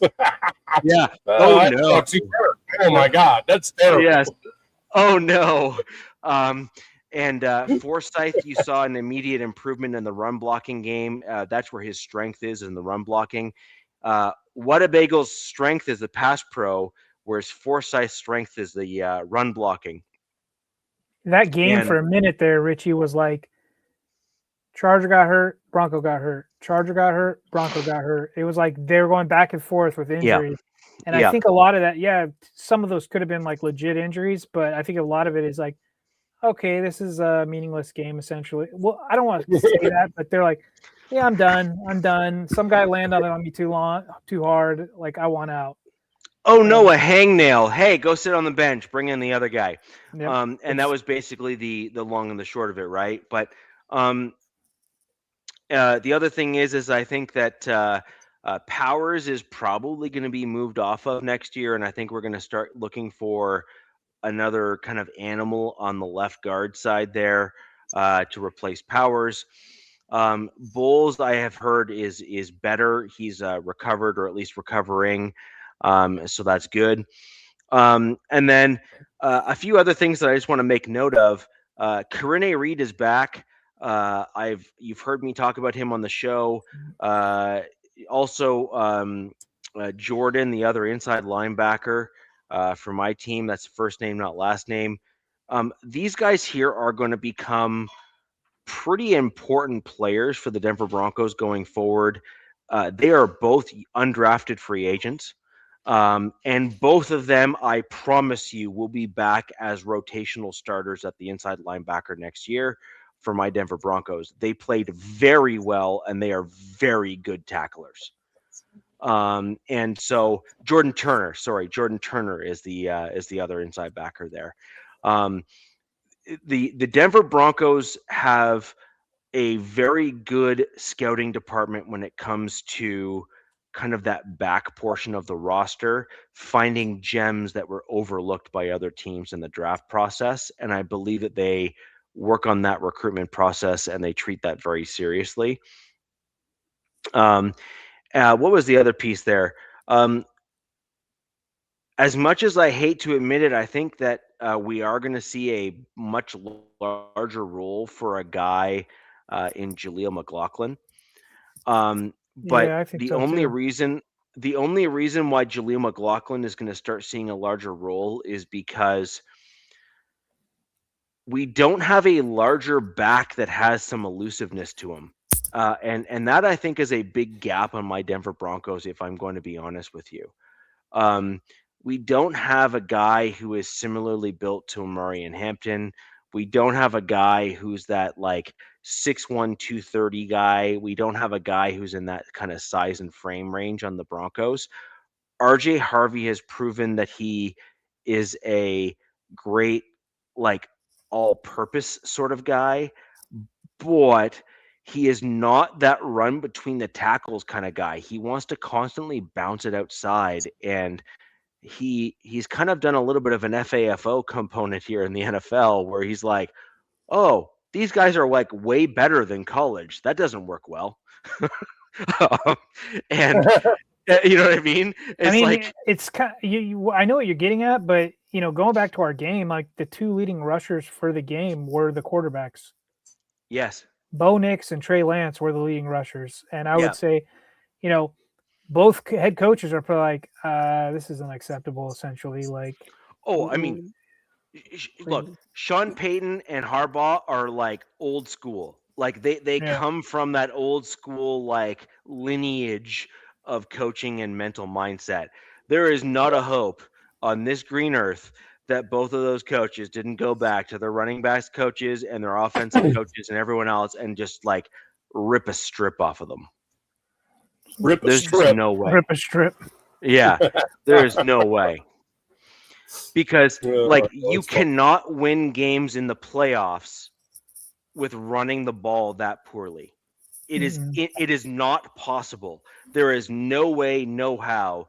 And DZ, to your point here, your D line is going to be super critical for your game plan against the New England Patriots, because you're going to need to force them to become one-dimensional and pass the ball with your defensive line being as strong as it is. It's gonna be it's gonna be an interesting way to see how they combat. It's McDaniels, right? Yeah, Neff, McDaniels, and Yes. Vrabel. Drake May, and they've got a decent O line. My thing with that is, I think your front four is going to have to get pressure on it. Oh yeah, I agree. mean, all day long. Yeah. And Nav, you want to know my prediction for this game? I said 27-17, did I not? I'm not saying score prediction. I actually think that Vrabel and McDaniels are going to pull a page out of Bill Belichick's book. Do you remember what Bill Belichick did about, I don't know, like 6 or 7 years ago in the playoffs with the Patriots when he was still there, when Brady was their quarterback? Bill Belichick pulled like a 1960s, 1970s playbook and said, that looks fun. Like wing T type of shit. He did wing T, power I, like random. Wait, like what? like I literally was watching a game in color that should have been black and white. Right. I know what you're talking about. McDaniel they've been running trick plays all season too, so that wouldn't surprise me. I mean, I wouldn't be surprised a bit if you see a fullback in the freaking ball game a lot against the Chargers. I don't know who their fullback is. I mean, it could be a tight end. Doesn't matter. But the thing about it is, they have to know that the strength of that defense is right in the interior of that defensive line. Yes. So to keep them from coming upfield, you're going to have to run the football against them. Yeah, and they've got their backs are, I think, like running at a pretty high clip. Like Stevenson, and Henderson. And Henderson, yeah. Basically, DZ, what I'm getting at is I think New England is going to look at this game and say, we need to find a way of ensuring that this game doesn't get out of hand. Yes. And on top of that, so like as a stack component of this, we need to find a way of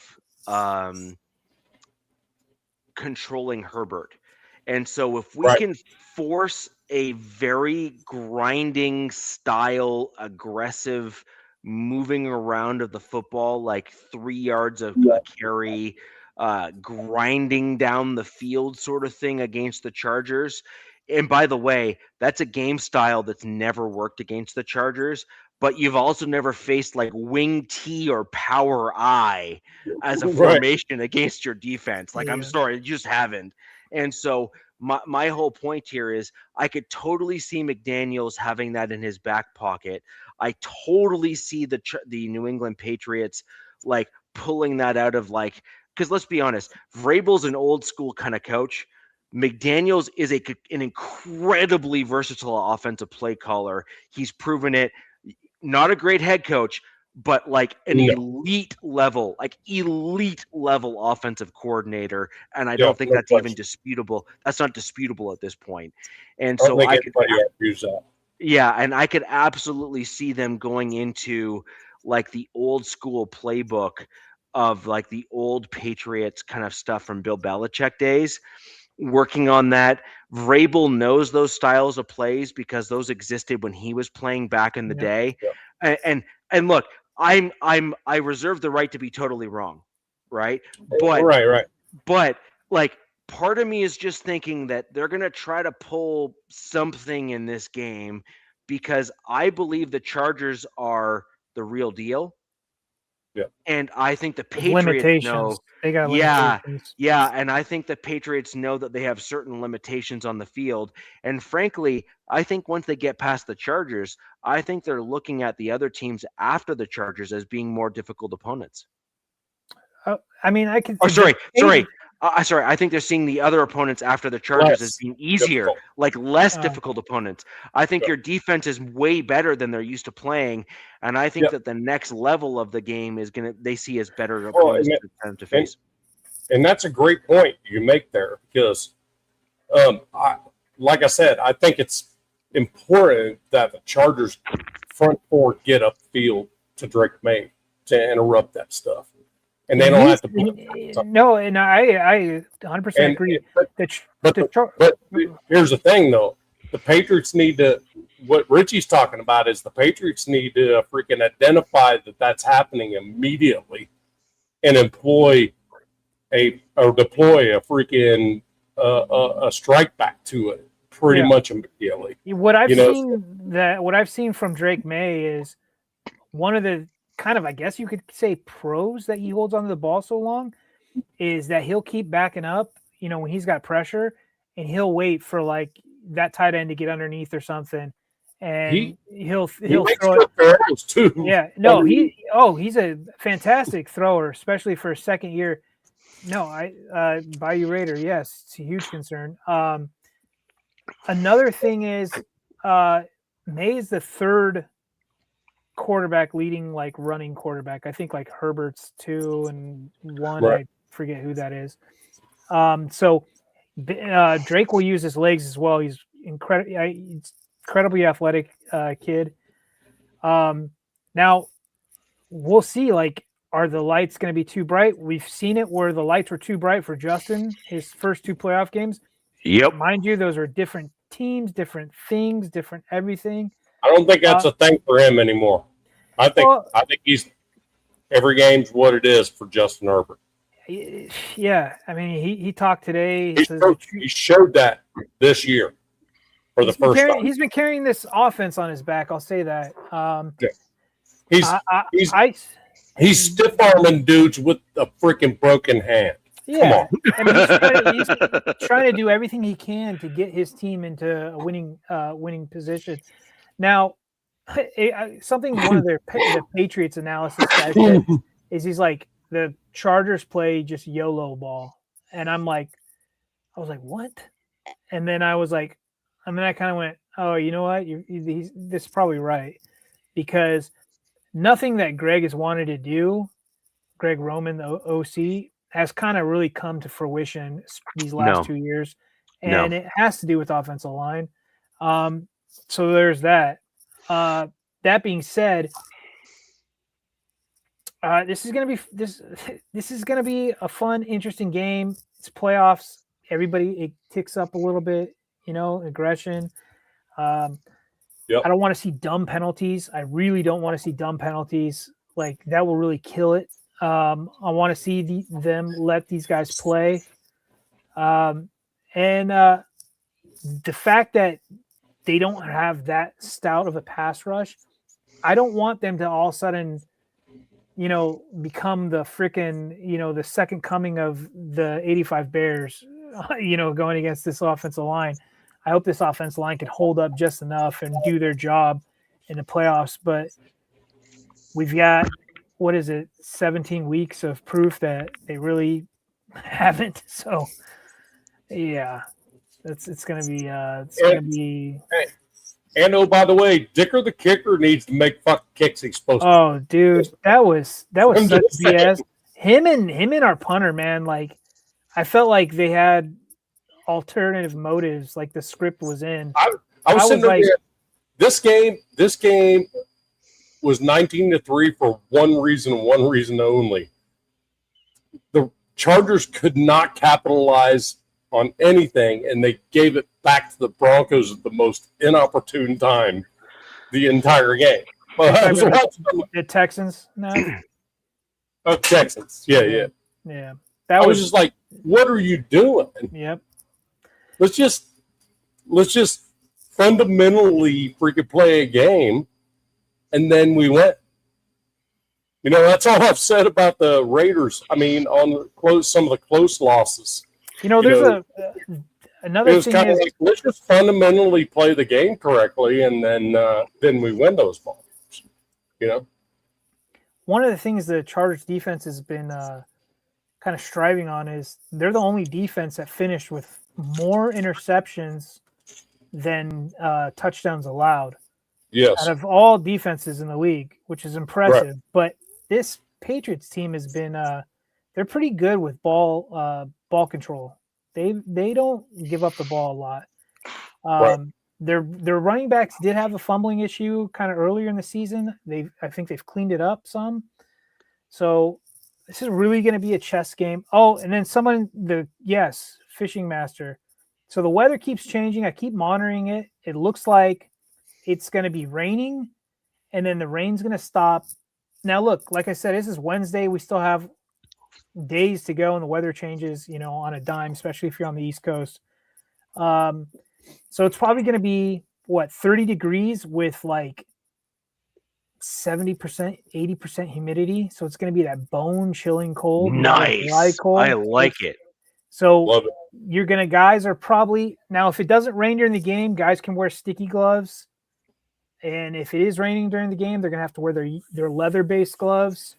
So there's going to be some equipment kind of stuff that's involved to see, like, all the advantages. You're going to need all the advantages. DZ, get in touch with your team. I am available to play for an NFL team. I come from Canada, and 30 degrees is balmy weather for me. Like, I will wear shorts to the game. Like, I will be totally fine. I will submit your resume to them. Yeah. So like let's just do it. Like, this is one thing that I think the East Coast media is saying. Fucking awesome. Look at the picture behind me. They're like, Chargers playing a dome. Like, that's a carport essentially. But the Chargers played in their third coldest game in the history of their organization against Kansas City this year. And that was probably their most aggressive physical game that they played, and they ended up winning that game. So I'm not going to be cocky and say I'm super confident, but unless it's raining, the wind is blowing, and it's snowing, 30 degrees, that's not an issue. Like, I think it was in the teens in Kansas City with wind chill. So people were saying it was 0 degrees.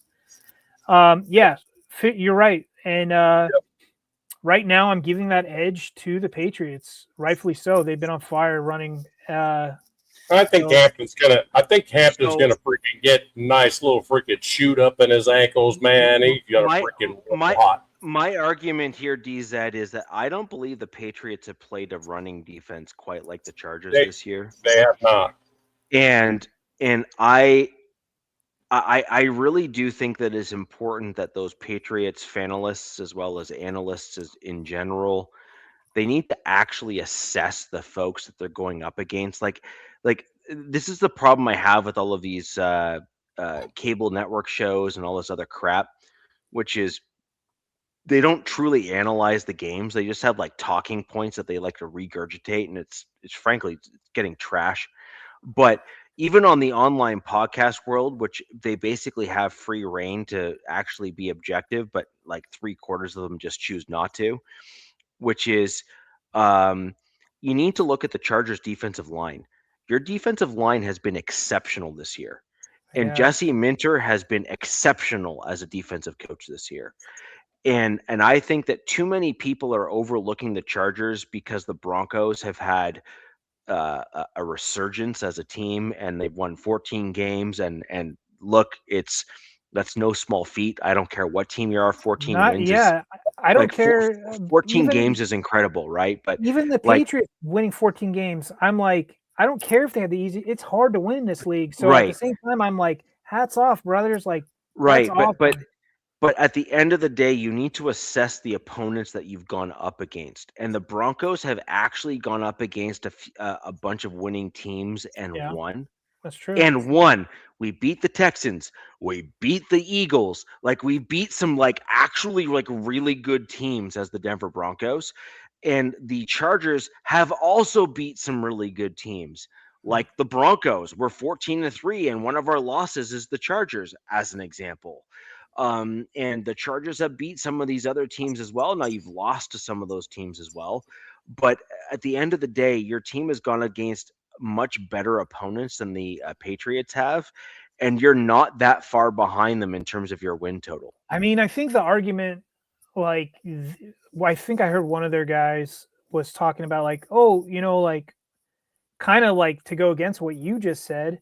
They're like, we've played top defenses this year, and they said that they're like, we played the New Orleans Saints, and they're like, and we played I think it was the Bills, but I'm like, wait, what? The Bills haven't D had a sucks. Like literally, they're and like amongst the worst in the NFL. and then I was like looking at the Saints. I'm like, yeah, sure. There's been games where the Saints have been pretty good, but I'm like, the Saints offense hangs that team out to dry. Like it's so. I'm just like, now if our offense comes out there and is complete crap, which could be the case, especially with that offensive line, especially with Greg Roman, then yeah, like sure, but I don't see that happening, especially with Justin. Justin's going to do everything he can to will this team to a win. I truly believe that. I think he's got a bad taste in his mouth, especially with that last playoff game. I'm sure he's a competitor. He's probably embarrassed, and he can't do anything about the offensive line. He praises these guys, which as us fans, it drives us crazy, but he's just not a mean guy. So it's going to be interesting. I'm not going to get ahead of myself right now talking about the Broncos. One game out of the week right now. So, anyways, the point here I have in this game is my gut reaction is I still believe the Chargers will likely win this game. Although I do think that if the Patriots come out with a game plan that I outlined earlier, I actually think that Minter, like the point is, if the Patriots come out and play their standard game plan, I think Minter wins, and I think that the Chargers end up winning and the Patriots lose. I think if McDaniels comes out with an offensive game plan, which is like completely counterintuitive to what Minter's standard kind of like defensive game plans work, he's going to be left on his heels to try to adjust quickly. And I think that's going to put him at a disadvantage. I agree. And I think that will give the Patriots a bit of an advantage in this game, and will then allow the Pats to do some things that will end up winning them the game. So, and then Bayou Raider, he makes a good point. Turnover battle. Look, my Bolts have been giving up the ball. Justin hasn't been no stranger to interceptions this year, which I've said. I think I've said earlier this season, like I don't mind the interceptions as long as we're winning, right? Like I get it. Like stuff happens. You take chances. I think the Patriots have been a lot, better with the ball, but this is the playoffs. It's a whole new season. It's a whole new everything. There's a whole new can't vibe. do that against a 14-3 team. I'm Right. sorry, you just can't. It's a whole new vibe. And my biggest thing is I want my boys to show up ready to rock and roll and play. This is on the East Coast. Like we talked about it being Sunday night. I think that's a plus. It's prime time, which is funny. I think the Patriots are 4-0 in prime time. The Chargers are 5-0 in prime time. Something's got to give. Something's got to give this season. They like to show up on prime time. Now, this being on the East Coast, they're not that great on the East Coast, but at night, we'll see. I think everybody will ready to go. I'm excited. Our game, Richie, the Broncos-Charger game, I was like, man, I was praying if there was great weather outside, I was probably going to go do yard work because I already knew what was going to happen. I knew the Broncos were going to win. I had no faith in Trey. I had no faith in some of the backups. But this game, yeah, man, like it's got me. It's starting to rack my nerves a little bit. I'm starting to get a little. So what's interesting in this game for me overall, and maybe we'll just give our quick rundown of our overall actual score predictions. Nav, you said it was 27-10, or I'm gonna write it down. Sorry, 27-17 was your score. Yeah. That was Nav's score here. What do you say? 27-17? 27-17 was Nav's score for this. Chargers win. What I think is interesting in this game here is the strength of the Chargers is also the strength of the Patriots. Right. So the Chargers game right now, their strength is stopping the run defensive side of the ball, whereas the strength of the Patriots is that grinding old school style of football, which is running the ball and controlling the clock. So it's the Chargers. The Chargers are the top team in time of possession. No, they're top team at a time of possession, but the Patriots We're just bad at scoring right now. Yeah, but the Patriots' run game is very good, and the thing is that the Patriots have had games where their running backs have just gone off. Yeah. So my point is that when you readjust for the Chargers' defensive line being good, and then the Patriots having had a weak schedule, you're then kind of roughly in around even ground where running game and run stopping kind of become a little bit more equal. And I think that makes for a very interesting game. Yeah. So you end up with the potential of this like very low scoring game. So I'm actually going to adjust my score prediction down to. I mean, what is it? I think it's like the over under on this is like 46 points or something. Yeah. So I'm going to go low. I'm going to say that high. I'm going to say that this is going to be I'm going to go 21-17 Chargers. Wow. Okay. This game's weird, man. This game's going to be weird. In fact, no, I'm going 19-17 Chargers. Okay, 19. Okay, I'm crossing that out. Because I think that the New England Patriots are going to need to lean very heavily on their run game. That's going to inevitably then decrease their scoring potential just because that's the grinding style of football. So that's where you get into like field goal ball, right? Where it's like, we're going to take the field goal. And the other team's like, please don't score the field goal. So another thing is this. So that's where I'm at. The Patriots give up opening drive touchdowns, I guess, like all season, but they've still won. Pretty much every game. Yeah, but they still win. I think they're the fourth ranked offense, if I'm not mistaken. I could be completely wrong about that, but they're a really good offense. They're going to get some guys back on defense. It's going to be a really tough game. Yeah, this is not a game. If you're a gambling person or whatever, this is not a game where you want to bet your house on it. No. This is tough. Go either freaking direction. And my biggest fear is like I hope there isn't just some stupid flag at the end that just like gifts one team or the other. That's like a big nightmare for me. Yeah, that shit needs to stop.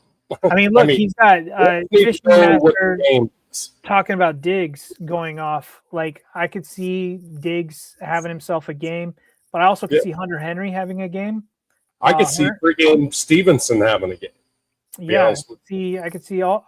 My biggest thing is Hunter, just due to the zone aspect. You know, if Minter plays quarters and too high safety, he's going to want to keep everything in front of him, right? And Drake May has shown that he can still attack. He still will attack the quarters and the zone.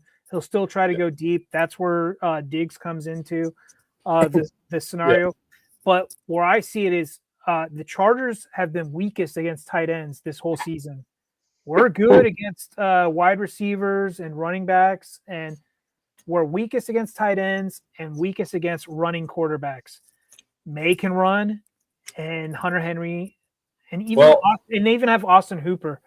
So isn't Robert Spillane freaking hurt? He's coming back. They're all excited that Spillane will be ready to roll. Okay, I wasn't sure if because that's going to be a difference maker for you over the middle as well. Yeah, they're excited about that dude. Yeah, that's the guy that I kind of wanted when he hit free agency. I was surprised. There's a few Raiders, I think, that are on the Patriots right now. I know Spillane's one. I think there's a couple more. I think there's some like offensive linemen, if I'm not mistaken. Wasn't Thayer Munford one of your guys's? Yeah, Munford. Yeah, he's over there. And then Trayvon Merrick is over on the Panthers, freaking damn near leading the league in interceptions. Yes. But look, we get Denzel Perryman. He had a 2-game suspension, what I thought was complete BS. For some reason, the Texans guys don't get suspended, but he does. The Texans have one of the dirtiest players in all the league, but Denzel. So I'm going to get Denzel. He'll get back.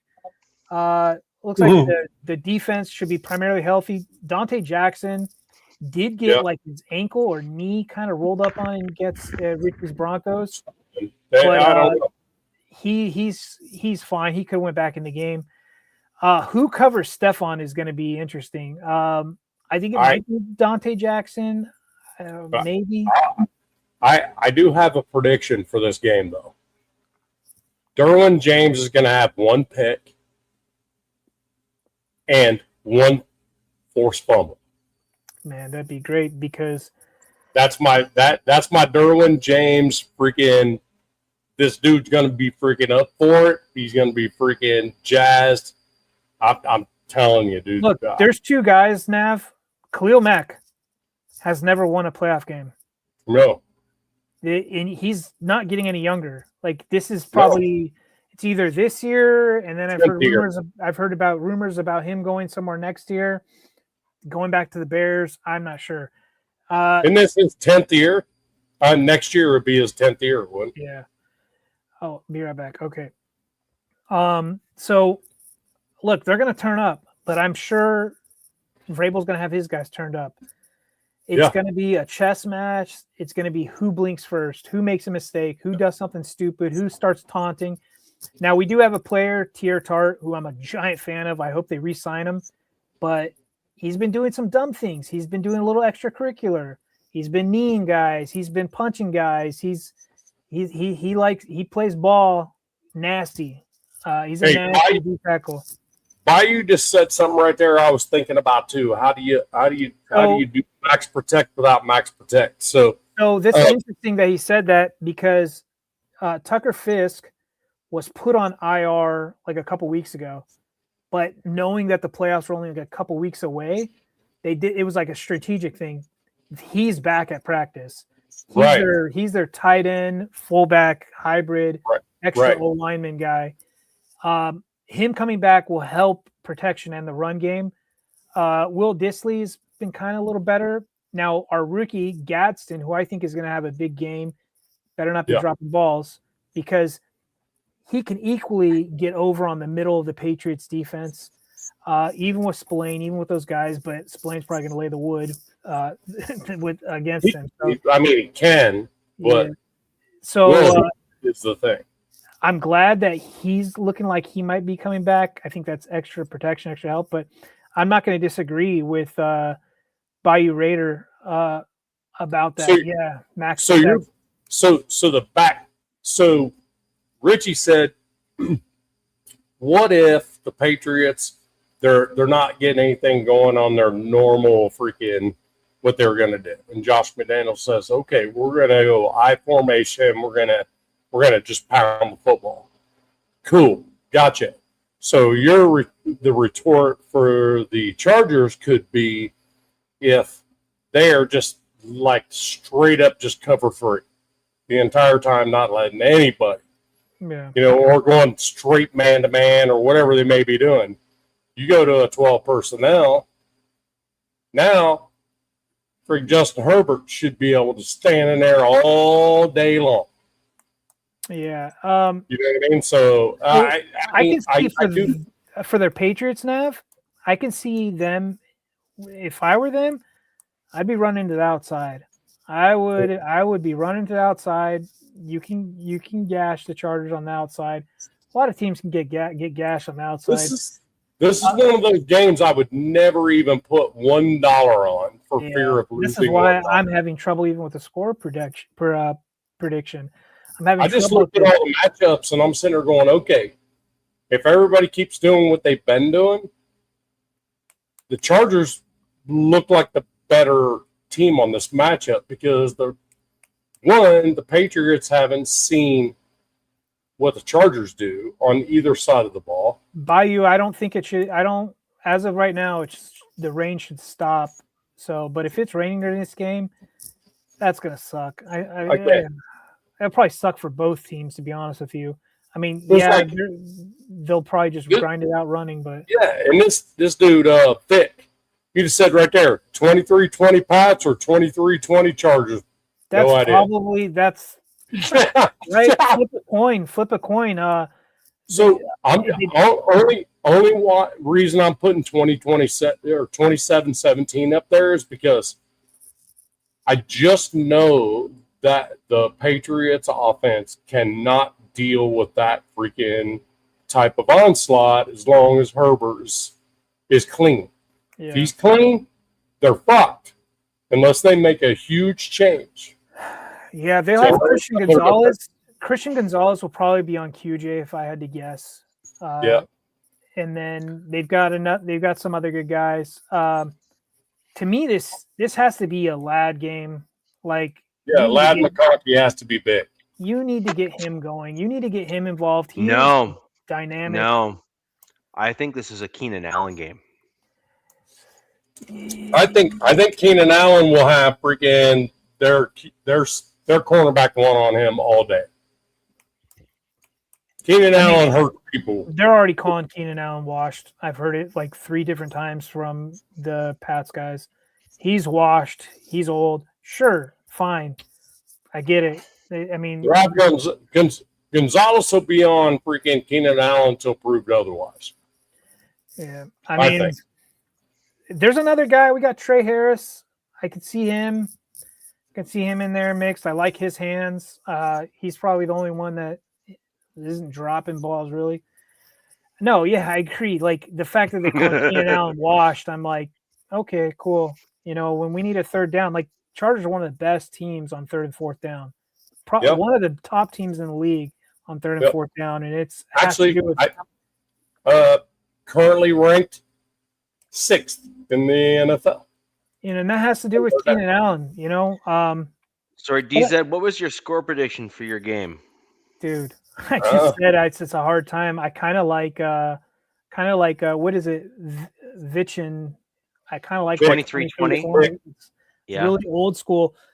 It's an old school game. Oh my god, man!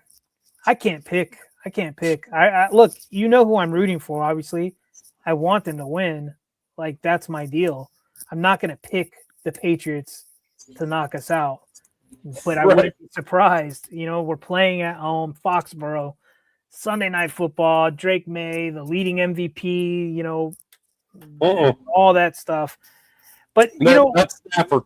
Nav, that's my pick. But Nav, he said something that perked my interest. Is Jesse Minter's zone, from what I've been told from like opposing like team fanalists, like analyzers, is it's an exotic zone, and they're saying that May hasn't seen that before. But the thing is we played them last year, and I think beat them like 40-7 or something like that. It was like we beat them down. Completely different team, obviously. But another funny thing that I think it should be bulletin material is Drake May said he never met Justin Herbert. He's like, I haven't met him, but I heard he's a good guy. I heard he's like he's a good football player. I'm like, you played him last year and shook hands, and you guys. What a fucking dickhead! I'm like, are you being serious? I'm like, you've already become a masshole this quickly. Like, I mean, dude, you're a rookie this year, even though you've been in the league 2 years. Shut the fuck up, bro. Damn it! I threw the F-bomb again. Damn it! I worked for like this in my 20s. I worked up in Boston, all throughout Massachusetts for a while. So I got to be up and close and personal with call them massholes. They're an interesting breed of fans, man. They are a passionate fan base. So this is I wouldn't expect New England fans seem to me like they're equally as aggressive as Philly fans, except without the violence. That's probably true. Yeah, they get violent. I've seen it firsthand. But like Philly fans are here, and like the New England fans are here, right? Yeah. Like in terms of violent actions. Yeah, in terms of action. One fan base can be trashy and destroy things, and other fan bases equally violent in a different way. Yeah, they're just verbally violent and trashy, right? So I actually see the New England fans as being more aggressively verbally violent, but less aggressively physical violent. Quick story. So anyway. You're gonna want to hear this. I was working in Boston. We're working on a street there called Newberry Street, which is like a famous street in downtown Boston. It's where all like stuff is at. I'm working with this guy, born and raised somewhere in Massachusetts or wherever. Working with two guys. They are diehard Patriots, diehard Red Sox, diehard everything, right? They lived in LA. They're out traveling, working with us in Boston. So we're sitting there, and it was like a break, because this used to work for Fox Television in my 20s. And they come down the stairs and they light up a cigarette, and they're like looking across the street. And I see him like point to his buddy, and he's like pointing across the street. And I'm like, what is he pointing to? And he's like, you see that effing douchebag over there? And I'm like, what are they? What? Why are you saying that? Like, what? And they're like, look at this guy. He had a New Era flat build, brand new Boston hat on with like the sticker. How they saw that, I don't know. They wore like ratty Boston, like just whatever. They're like, first of all, it was the first Southie Boston. I don't know if you guys are familiar with that. That's a whole other Southie versus yeah. So these guys literally started screaming at this guy across the road, calling him a douchebag, you POS, we're gonna come over there and beat your ass, take that hat off, you poser, like all this stuff, just broad daylight, in the middle of everybody, just they're PAs. I'm like, dude, you guys chill the F out, dude. Like, but that's how crazy psychopath fans these Boston guys are. They're calling out one of their own because they think he's a poser because he's wearing a nice hat. Because he's got a brand new hat on. And of course, the true fans are guys that have the old school hats that have been through the ringer. And that's the only way that you're going to know A from B, right? I trust me, I've seen all that crap here in Canada too. It was interesting. I was like, I got a whole new different respect for you guys. And then Southie's a whole nother story. But yeah. So interesting score prediction, DZ. I think that's interesting. I think that Nabman, you had 27-17. I had 19-17. I 19-17 after my adjustment because I think this is gonna be a slugfest of sorts. I really do. And then, I hope they turn it into a slugfest because I could see the Patriots being explosive. You know? Yeah. I mean, the Patriots could get cocky and try to pull out the like we think we're just better than you, and I think that they're going to be exposed. Like I'm going to be honest, I think if they pull that, they're going to get absolutely slaughtered by the Chargers. If they are smart, which like Vrabel is no dummy, and No. McDaniels, as much as he failed as a head coach, is wicked good. That's a Boston phrase Yes. for you there. Is wicked good as an OC. He literally he is in like that upper echelon of offensive. And then remember, fellas, they picked Harbaugh over Vrabel. Yeah, just letting you know, because Vrabel was like in his third interview, and they went with Harbaugh over Vrabel. So Vrabel's got to feel a certain way. So there's that as well. Yeah. So, anyways, this is going to be a really cool game. I had 19-17. You had 27-17, and you're 23-20 for your Chargers. So we have a universal win for the Chargers, although a squeaker, if we're going to be honest, in terms of scoring. No, okay. Let's make it an ass whooping. Let's punch the Patriots out of there and get them off that whole fucking. We're back. I know we're going, but do you guys agree with this? Since they're the second seed, the pressure's all on them. I'm like, yes, I do. Okay, I do. I'm 50-50 on that. No, I do. I think the Pats have a lot more pressure on them than the Chargers do. Although I think if you're going to be honest, within the AFC West circles, I think the AFC West circles, like let's be honest, DZ, you and I are plugged into the AFC West circles like nobody's business. Like I think, and Nav, sorry, like I'm not trying to discount you. I'm just saying that DZ and I roll within the same groups. Okay, like I am on the Chargers side of the things too. Like Bolt Bros and I, like we're chatting regularly. Like I got a whole bunch of other guys in the Chargers side too. And the general consensus within like the totality of the AFC West circles is the Chargers are no joke. Like they are a legit team. The fact that they made it to where they're at right now in terms of a record with the injuries that they have on their team is legit. Like that is that is legit. You are a legitimate does it catch team. up with them? That's where I'm thinking. This is where this scares me. Do their injuries catch up with them going against what looks to be like a really healthy Patriots team? But DZ, it's a character thing. That's true. The Chargers' character is we're gonna do whatever we got to do to win a ball. Because we're hurt. You know what I mean? We got to do everything. They're great and grimy. What that is good coaching. That's good coaching. It's going to be interesting. I've said that like 20 times. I agree. That is good coaching. That's exactly what that is. That is a head coach that knows what he needs to do to win. I'm very nervous because these are both really good teams. And don't be, bro. I got you. I'm telling you, Patriots and done. I'm sick of them saying we're back. I hate that shit. I hate it. The Patriots ruined a lot of people's childhoods, and they're in my 20s with that Bill and Tom. Ruined one game for me for sure. It was bad. Well, anyways, I mean, actually, lives in infamy. Look at you guys all get to sit back this week and just relax.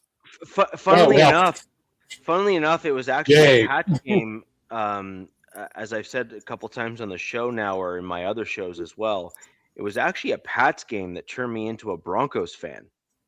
Really?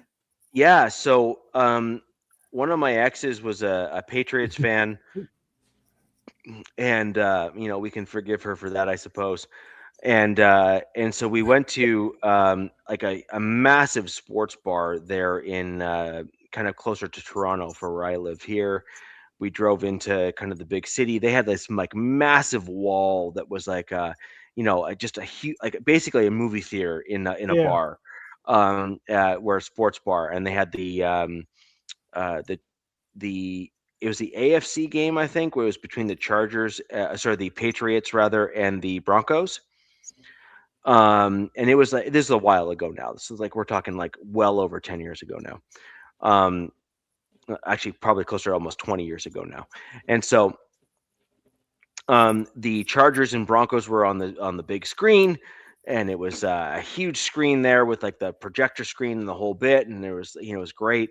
And I remember watching the Pats, and the Pats were trying to get all cute with everything, and they were like, double trick play screens and like all the things and all the stuff. And this was like in the earlier years of McDaniels and whatnot. And I remember looking at that saying, okay, that's like all fluff and stuff, and that's great. And I saw the Broncos, and everyone in the bar was like cheering for the Patriots.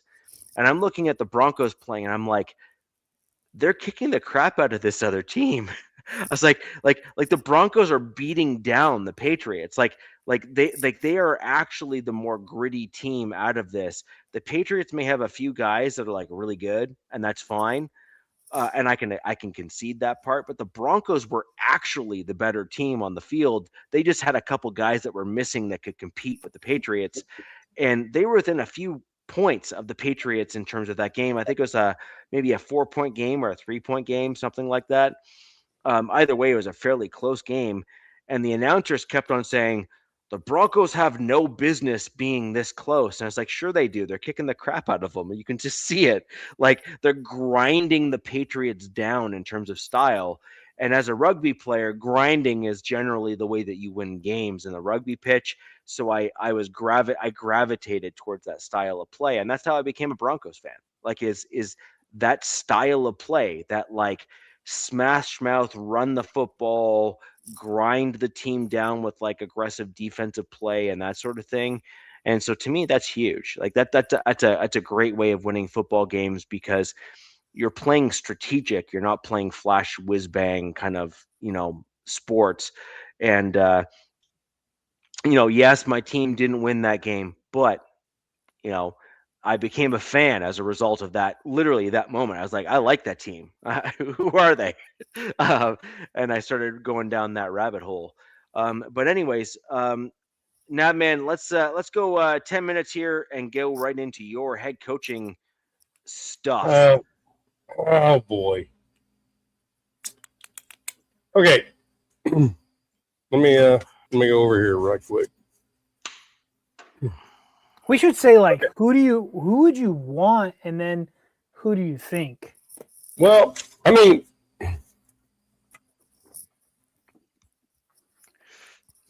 John Harbaugh is not on my radar as an individual. I think the general consensus across the nation is we want to get young at head coach. That makes sense. So that being said, I'll come back to what you just asked me. Okay. So here's the interviews we have throughout this week as just before we started this. Tonight was Davis Webb. QB coach for the Broncos. QB coach for the Broncos. So what is that interview? Is that an OC interview? Being a quarterback coach? Don't know. Okay, what is that interview? Don't know. Now, it's important to point out quite a few of these interviews are for number one seeds that have a bye, so that they can see the coaches now. Yeah. Okay. So one of the other one is somebody eliminated. Matt Nagy, OC for the freaking Chiefs. Yeah. Interviewing on Thursday. Okay. The Davis Webb one is a question mark to me. I was like, I wasn't even on my radar. And then also Thursday's Vance Joseph. And before you call that a Rooney Rule one, you can't, because Patrick Graham is going to have an interview for head coach as well, which is the current DC, our current DC. So you can't really go Rooney Rule with that. So there's purpose to that. I mean, Vance has been there, done that. So that's legit. Right. Yeah, it's legit. So people are like, well, that's a Rooney Rule thing. Well, not really. Patrick Graham's in the building, and usually your DC, if he hasn't been fired already, is going to get interviewed for the head coaching job regardless. So the Rooney Rule's covered in-house. It doesn't even matter. So I don't put any stake in that. And I don't believe in the Rooney Rule anyway. It shouldn't even be a fucking thing. It should be on merit and all this other stuff, not the color of your skin or where you come from or none of that shit. But this is the NFL after all. Right. So on Friday, Seahawks offensive coordinator Clint Kubiak is going to be interviewing with them on Friday. What I have not seen is where Cliff Kingsbury is actually interviewing from the command. I just saw that he is getting an interview with somebody. Let me see. Yeah, it's right here. It's right here. Where? Oh, I moved it. He does have an interview with someone, but the way that all went down was kind of weird too, because initially Kingsbury said he wanted out, and then the commander said that they moved on from it. Yeah, but didn't they fire both their coordinators? Yes. That just got him into like a divisional game the year before. Out of nowhere. Yeah. It was just like, wow. Bad football. So you understand, last year we damn near had Kingsbury. If we would just gave him a 3-year contract because he wanted 3 years, and we would have had him as head coach. Instead, we ended up with Pete Carroll. Just so you know, that's the wild card is Cliff Kingsbury. So now, those that are available. John Harbaugh. So they put these things in order, which kind of irritates me because this is Raider Wire. Okay. Which is affiliated with the Raiders, right? So top candidate, John Harbaugh, Stefanski. We already talked about that, right? Right. Brian Flores, number 3, Clint Kubiak, number 4. I think that's a very skewed way to put that. I would say Clint Kubiak, Jesse Minter, those two would be my top 2. Do you buy into the thing that Flores might be getting blackballed from the league? Like, he's in the league. He's obviously with the Vikings, but there's a clear reason why that was, though. Because it was so he was in Miami, and there was a lot of tough guys stuff going on as a head coach. It was a learning experience for him. Yeah. Now, I firmly believe Flores will be much like Josh McDaniels. Fantastic OC, shitty head coach. You know, would I have Flores in the building with the Raiders as a DC? Absolutely. I just don't think I would on a rebuild. Like in a rebuild situation, I just don't think the dude's have that kind of patience. No, he would probably chew a couple guys out, and he would, and do the wrong thing on camera, and then next thing you know, the NFL's freaking finding him and suspending him, and he gets fired. Right, exactly. So let's see, mentor Chris Shula, the Rams defensive coordinator. Yeah, I can see that, but you're not gonna get your hands on him until the playoffs are done. And then Jeff Hafley's another one, defensive coordinator for Green Bay. I don't see that at all. And then Vance Joseph, I can see why they chose the interviews they chose, because these dudes have a little bit of time off before they have to play again. The Chiefs obviously have a lot of time off, just like we do.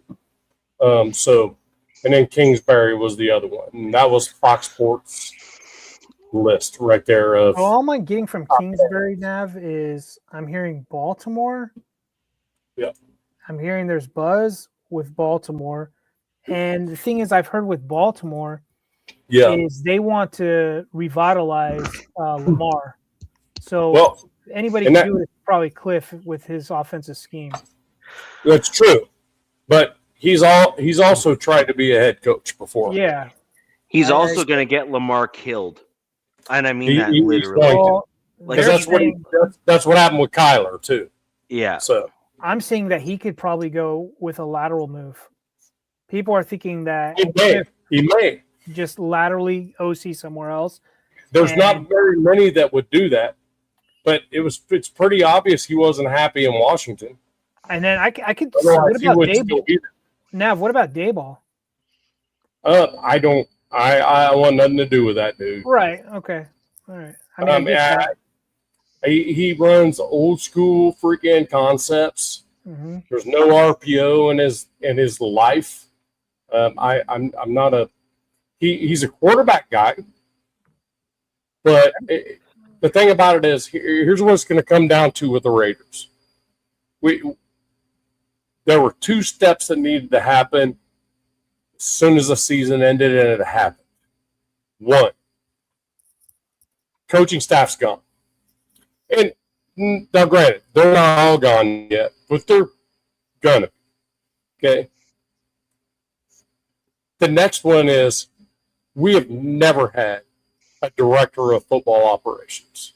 Within 24 hours of that game, we have both. Pete's gone. We're looking for a head coach, and Spytech has been named the director of football operations.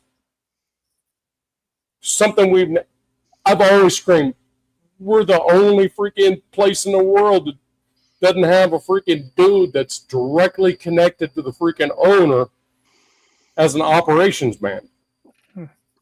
And when a GM does that, ask Howie Roseman how that works. Yeah. So it's those two things happen within 24 hours. So that makes me very hopeful. And it's also been said now, I won't even add this into the steps, but that it was said, Mark Davis flat said, Spytech and Tom Brady will be in search of the head coach together. That's, to me, is now put a freaking a stamp on it. That these two dudes are responsible for our head coach. So what's that do for Mark? It says, it's on you now. You're no longer. It gives him a buffer, actually, is what it does. Yep. And Spytech, you're no longer a rookie GM. So now I'm asking you to freaking take over more control and freaking do the football shit that I don't know. Now, real quick on that too, and this is, I think, very important. We talked about Rodgers early in the show, so let's put a bow on this, right? Like let's wrap this in a neat, tidy bow and pull those strings. Is we saw your head coach not play a guy who showed that he can play in a game, and your GM was obviously clamoring to try to push him onto the field.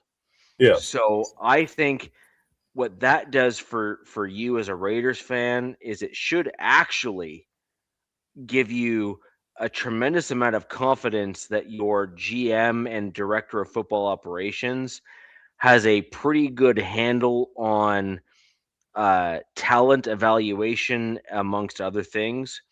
Yeah. And the question now actually is not actually on Spytech. I think that Spytech has put to rest any like I have questions, like, you know what I mean, like sometimes you don't know what you don't know, and then there's other times where it comes out in pressers.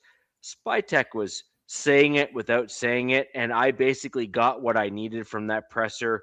And I'm not even a Raiders fan. I just got that from the presser. I'm the same. I'm like cool. I figured it all. I figured it all out right from that press conference. Yep. And no question. And so Spytech has a vision for the team. And I think Spytech and Brady are closer aligned than they are further apart. Yep. And I believe that Mark Davis says, look, Spytech probably told me behind closed doors A, B, and C. And all three, or at least 2/3 of those, all came true. And therefore, because Spytech could predict the future, I want him running the show. Mhm. And now Brady and Spytech, because Brady was in lockstep with Spytech probably, Mark Davis is saying, I think I found my guiding light, my North Star Yep. for my Yep. Las Vegas There's no Raiders. question. And I think that's totally fair, by the way. That- I think and- that's a fair analysis of the situation. And that's why I mentioned it here. That to Yeah. me was huge. Have you heard anything about Stefanski? Yeah. Thing about it is, the firm belief to me is I don't think any of the head coaches that have been fired are going to make it to the Raiders, just because I think their ideology is we need to get young in the coaching. I mean, he's kind of young. I mean, he was Eh, two-time coach of the year guy. I mean, shit. Harbaugh's 63, and that's 10 years removed from Pete Carroll. So it's kind of like I think it's kind of like you don't even come close to that. You just go get a young guy, because the ones that are winning now are the young head coaches. You're Liam not wrong. Cohen, you know what I mean? So Jim Harbaugh's a young head coach. To be honest with you, he's the younger brother of John Harbaugh. I'm looking at like betting odds. Supposedly, the best betting odds for the Raiders is Brian Flores. He's got the best odds right now, 2-1. I know. With the next is Clint Kubiak, 4-1. Well, here's the thing. So either Brian Flores or Jesse Minter, either one. There's 1, 2, and 3. Right. So if those two were selected as head coach, both of them can bring Josh McCown. Both of them can do that. Both of them have ties with Josh McCown. Philip Rivers is in there too. I think that's pretty hilarious. That Rivers becoming the Raiders head coach would have a lot of head spinning. I'll be honest. Raiders head coach. See, that's just silly shit right there. That's true. I would bring Rivers in as an OC. I actually think Rivers would make a tremendous offensive coordinator. He is, first off, he's shown to be gifted in terms of the mental acumen of the game. I think he's shown a tremendous football IQ. Even in his games that he lost with the Colts, I don't think anyone is actually putting any of those losses on Rivers. Rivers basically almost won them those games at 44 years old as a quarterback at the NFL level. Literally off the couch. Off the couch, too. No. Off the couch is actually an understatement. It was literally off the couch. Yeah, he was like sitting, got a call. He's like, what? Dude was like 265. Yeah, he's looking around. I'm tired of doing laundry and watching my grandkid. Yeah, man, I'll be free for a little bit. But the fact that Rivers was able to be like, yeah, I'm good, I'll step in, and looked NFL ready like the next day. He looked bad. He wasn't terrible at all. No. We've seen worse QB play this season. Yes. I would have took him over Geno the very first game of this year. Right. But that says so much, right? Like, is the and we can get right down that rabbit hole, because I'm quite certain, Nabman, you and I are like in lockstep on this, which is like the today's NFL quarterbacks, because of the rules of the game and the way that those rules have changed in today's NFL, they're just not learning the things that they need to learn to stop doing stupid crap. Whereas Rivers and Rivers, Eli Manning, Flacco, Peyton Manning, Flacco. Flacco, and these other guys, they all came into the league when like hits over the middle were a thing. Yeah. And like they was like a big thing actually for some of those guys.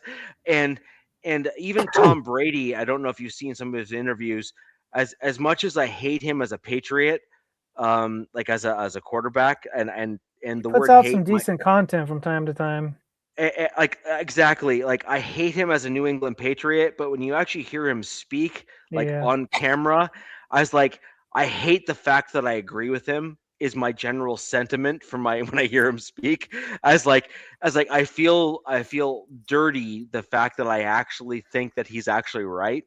Is today's rules in the way that they are in the NFL, they're not lending themselves to quarterback development, because the quarterbacks of days of old, like the Tom Brady's, the Peyton Manning's, the Ben Roethlisberger's, Aaron Rodgers, even like John Elway, all those guys, they had to learn the game and actually understand how to read defensive coverages properly to avoid getting their receivers killed.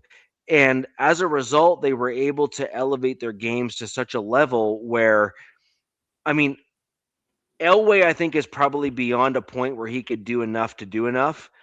But I think, we saw Rivers, Aaron Rodgers, Eli Manning probably could likely step in for a good number of teams and be better than the rookies and or 5th, 6th, 7th, 8th year guys that are in there now, and they would still be better than those dudes for sure, like hands down. And that is a problem for me as a fanalist here, because what that tells me is that the NFL has failed these players in the NFL, particularly the quarterbacks. I think it's not. You can't put the blame on the NFL entirely. Yes, I can. You got to go look where they come from. The college NIL is ruining college, in my opinion. No. I disagree with that. I don't think what we have in the NFL right now has been affected nearly as much as it will be. No, what the NIL is doing is it's giving a sense of entitlement to the players that are in the league, and that's not wrong. I think that's fair. Now, where I disagree with you is what the NFL rules have done with the hits over the middle and these kind of like blindside or what I'll call defenseless receiver penalties that we're seeing in today's NFL. Is what it's done for the quarterbacks is it's allowed them to just like willy-nilly throw over the middle of the field with no consequences. They do not need to actually read the defenses. They can just simply play the game knowing that if their wide receiver is turned a certain direction to the defensive player, that they can throw the ball in their direction. Are you talking about hospital balls? Correct. Correct. Exactly. Like we called them hospital balls, right? Like you and I, DZ, are like within a year of each other in terms of age. Nav, I'm going to be honest, I actually don't know your age, but I suspect that we are not that far off. Sure. Like, but the point is that we speak of football like it was, we'll call it days of old. The collective. We're curmudgeons, I guess. Okay, so Navman, you're a little bit older than I am by a little bit, but nonetheless, I have been told that I am much older in terms of mental mindset than I actually am in age. Cold weather. Weather. Probably. That'll do it too. Yeah, but the end of the net result of this is actually it all ties together in a neat and tidy bow. Peyton Manning, Tom Brady, Ben Roethlisberger, Eli Manning, while he is the lesser of the two Mannings, is still like better than a good percentage of the quarterbacks in today's NFL. Like these guys had to learn to read the defense that was before them to ensure that their wide receivers were not sent to the ER because they were going to get slaughtered over the middle of the field. And yet all of these quarterbacks were able to work the middle of the field and get guys like Rob Gronkowski into the Hall of Fame. And make no mistake, like dudes like Rob Gronkowski and guys like Antonio Gates and guys that are Tony Gonzalez and other guys, they worked the middle of the field like nobody's business, but they had quarterbacks that had the mental ability to assess the defenses that were in front of them and dissect them at a level that today's NFL quarterbacks just simply don't do. Now, there are a couple of them that can, okay? Like I'm not saying that skill set is totally lost. But what I am saying is that skill set in today's NFL is becoming incredibly rare. Like as in like rare, and that's a problem. Like I mean, I think what we're seeing with young QBs coming out, and I'm not saying all of them because some of these guys are pretty good, but I would say for the majority, it's like it's their, it's like their first read isn't there, they're taking off, they're using their legs or something like that, or it's like where the that mindset is. So when IU played Penn State, there was a throw that Mendoza was about to make over the middle to Stockton, and he didn't, and he ended up throwing the ball away. Dude was open, and then guess what? There was a flat. Just because he looked at the freaking receiver, Penn State freaking linebackers freaking destroyed his receiver over the middle. Right. And at the end of the game, Mendoza says, yeah, it was a great throw to win the ball game at the very end, but the one I would want to take back is eyeing down Stockton and getting him hit like that. Even though that actual play was what won them the football game. You know what I mean? He's like, I didn't mean to look at him because I knew he was over there. I knew he was being double cut. I knew he was over the middle. He goes, I need to get better at that. That's kind of shit that when we talk about the first pick and everybody's like, can't take a quarterback because we don't have offensive line. We don't have all this other shit. I'm like, dude, but when you have the dude, you get the dude. Correct. That's one thing I want to throw the nation right now. If you have the opportunity to get the dude, he's the dude. I think if you look at everybody who's in the playoffs, I mean, it's all here and here, dude. The dude's got everything. Somebody put a stat up like for all the teams in the playoffs. I think it's like first round quarterbacks. They're all first round, like high end picks. Yeah. You know what I mean? So like that's a valid argument for Raider Nation is, yep. Look, I've heard where it's like, maybe trade back, maybe this, build Come up. on, man, you can't. And, but again, it's gonna come. I'm gonna be the dude that tells you it's gonna what's gonna determine all of this. Every bit of it is who the head coach is. Yeah. That's gonna be the determination. We're gonna find this out probably in the next 4 days. And my assumption, it's Clint. If we're getting quarterback number one, Clint Kubiak is coming to the Raiders. That would be my thing. If nothing else, is Jesse my comment to you. Like yeah, my comment to you is Clint Kubiak has got the Gary Kubiak style of offense, which is the outside zone. He is directly descendant from his father, who is direct descendant of Shanahan, who is the outside zone scheme guy, right? Like we are of an ilk that we both remember those sorts of things, right? Yes. And so the point here is, I'm going to tell you right now, full stop, period. This is very important. You need to sort your offensive line like in advance of the draft. So I'm going to tell you, we saw what Chicago did was probably the best case scenario for Caleb. But the thing is, Chicago did that the year after they drafted Caleb. That's true. And then So- and we'll get to that. Justin didn't inherit a good offensive line, and then Tom Telesco's like, dude, I gotta protect this guy, man. I saw what happened to Andrew Luck. Right. By the way, Herbert has been hit more than Andrew Luck to date, so there's that. Right. So they're just cursed in that, but they've tried. They're trying with the tackles and bringing all these guys. We're just in a unique situation where we have all that cap space. Yeah. So it's one of those where, whatever coach that Spytek, Brady, Mark Davis want to get, we have the allure to do it. We have all the cap space. We have the number one pick, whether it be trade back or get your quarterback, whichever one it is. My guess is if Dante Moore loses this game this week, my guess he goes back to Oregon.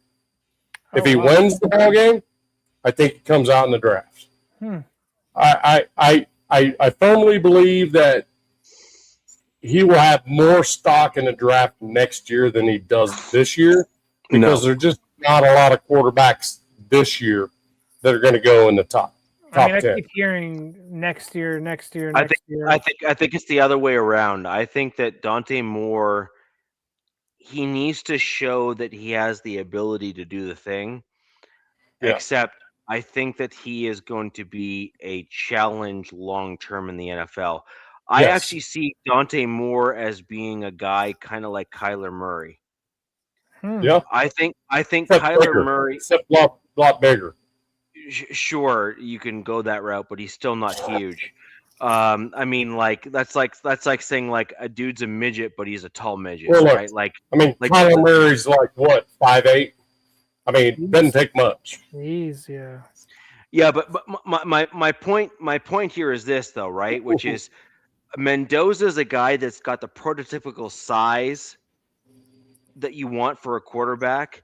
And he's shown that he's done the right things from a mental mindset perspective, that he would be a reasonable guy to take to take that risk on, right? In terms of can he be the guy? Can he develop and can he do the thing? You need to have proper coaching behind it, and you need to have proper coaching staff behind that guy to develop him. So I think you need to go Mendoza because, frankly, I think in this draft, as a rival too, it pains me. I'm like, yes. I'm like, do I? Why is it even a question? Yeah, get him, surround him with a good head coach, and then invest in your offensive line via the draft and via free agency. And maybe you have to skimp out on one side of the ball or one position or whatever. But look, I think one thing that Raider fans need to understand is this is essentially a rebuild, and growth takes time. Correct. So the impatientness of the fan base needs to relax a little bit, like they had with Pete Carroll going into everybody. When Pete Carroll came, they're like, we're gonna. I saw people saying we're 11-win team, 10-win team. What me was it? But that's just what I'm saying. I'm like, but say you get Kubiak, say you get Mendoza. I was expecting 7. Just enjoy the growth that you're going to get. You know what I mean? Yep. Who knows? You go out there, you get 7 wins or something, 8 wins with Mendoza. That's and you still have great draft capital going into next year. It's just going to be this building. It's just going to be this get it rolling. Right. The foundation's getting stacked on. Right. And DZ, I don't understand the risk people are talking about. It's not a risk. We're the worst football team in the NFL. It's not a risk. We can get the best quarterback in this draft. You get him. It's not a risk. Yeah. It really isn't. Well, so is it a risk? Yes. No. Yeah, it is. I'm going to tell you what. I'm going to tell you why. So was Andrew Luck a risk when he was picked? No. Okay. How did he work out for the Colts? Great until he got hurt and couldn't go invest in the O-line for him. Correct. Right. And so now what I'm kind of getting at is you need two things for that quarterback to succeed, right? You need the quarterback to do the right thing and be the right guy. And I don't think either of us on this pod are going to say that Andrew Luck wasn't the right guy for the Colts, right? Right. Like I think we can agree. Like, can we unilaterally agree on that? Yeah, we gotta have the right coach. Yeah, we gotta have the right coaching, the right front office, and all that to make shit right for him. Yep. That's what it comes down to. Right. And so my point being is that it's more than just the right guy for the job, so to speak. I think Andrew Luck was the right quarterback for the Colts, but I think the Colts didn't appreciate the succession plan that they had in place there between Peyton Manning and Andrew Luck.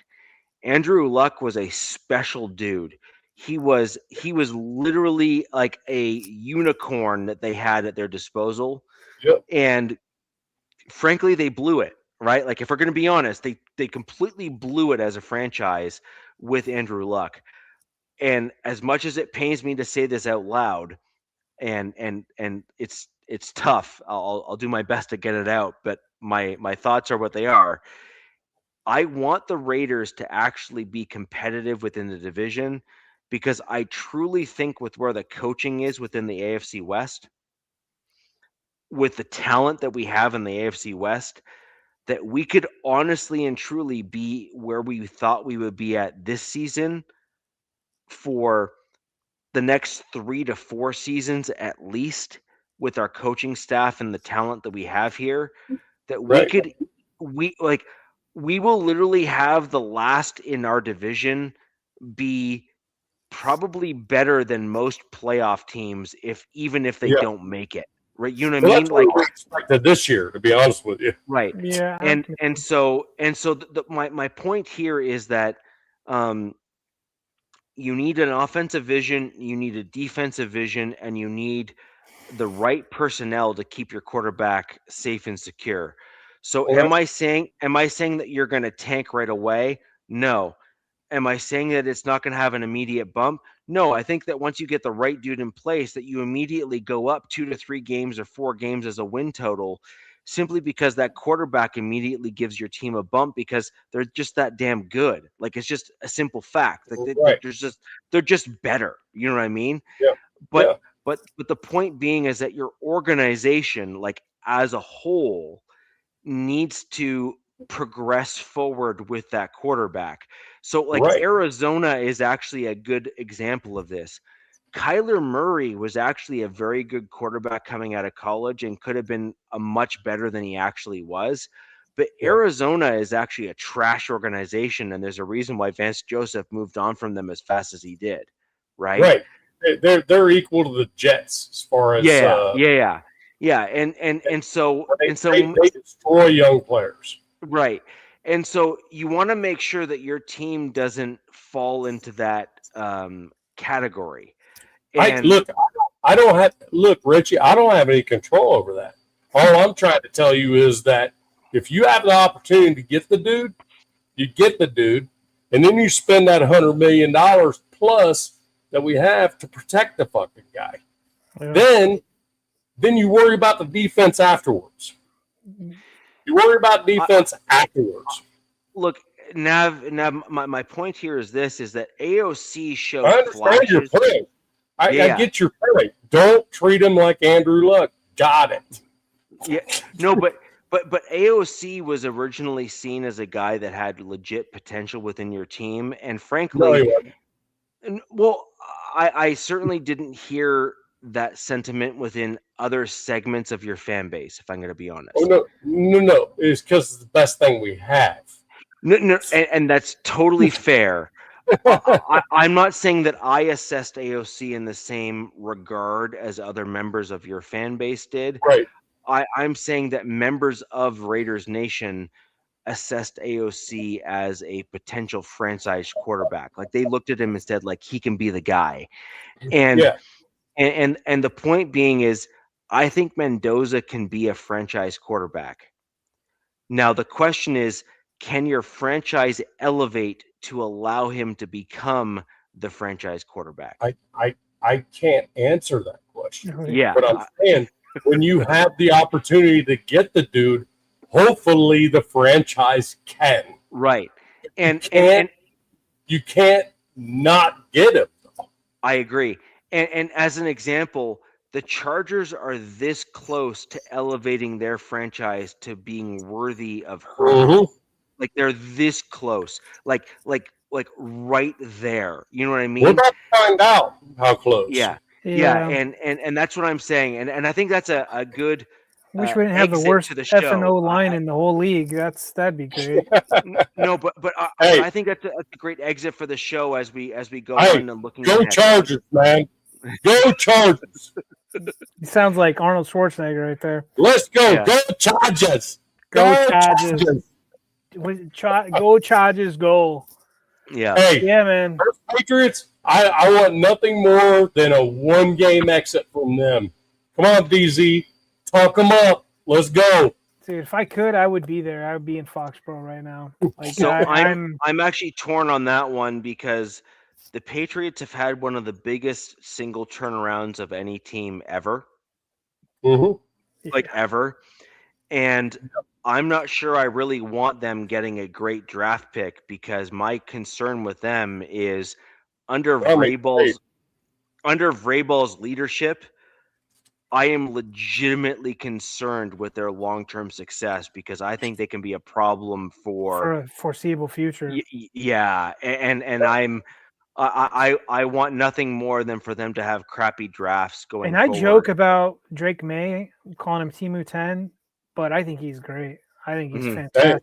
He's a fantastic quarterback, and I'm like, the Patriots didn't have to wait long. I'm like, give me a break, bro.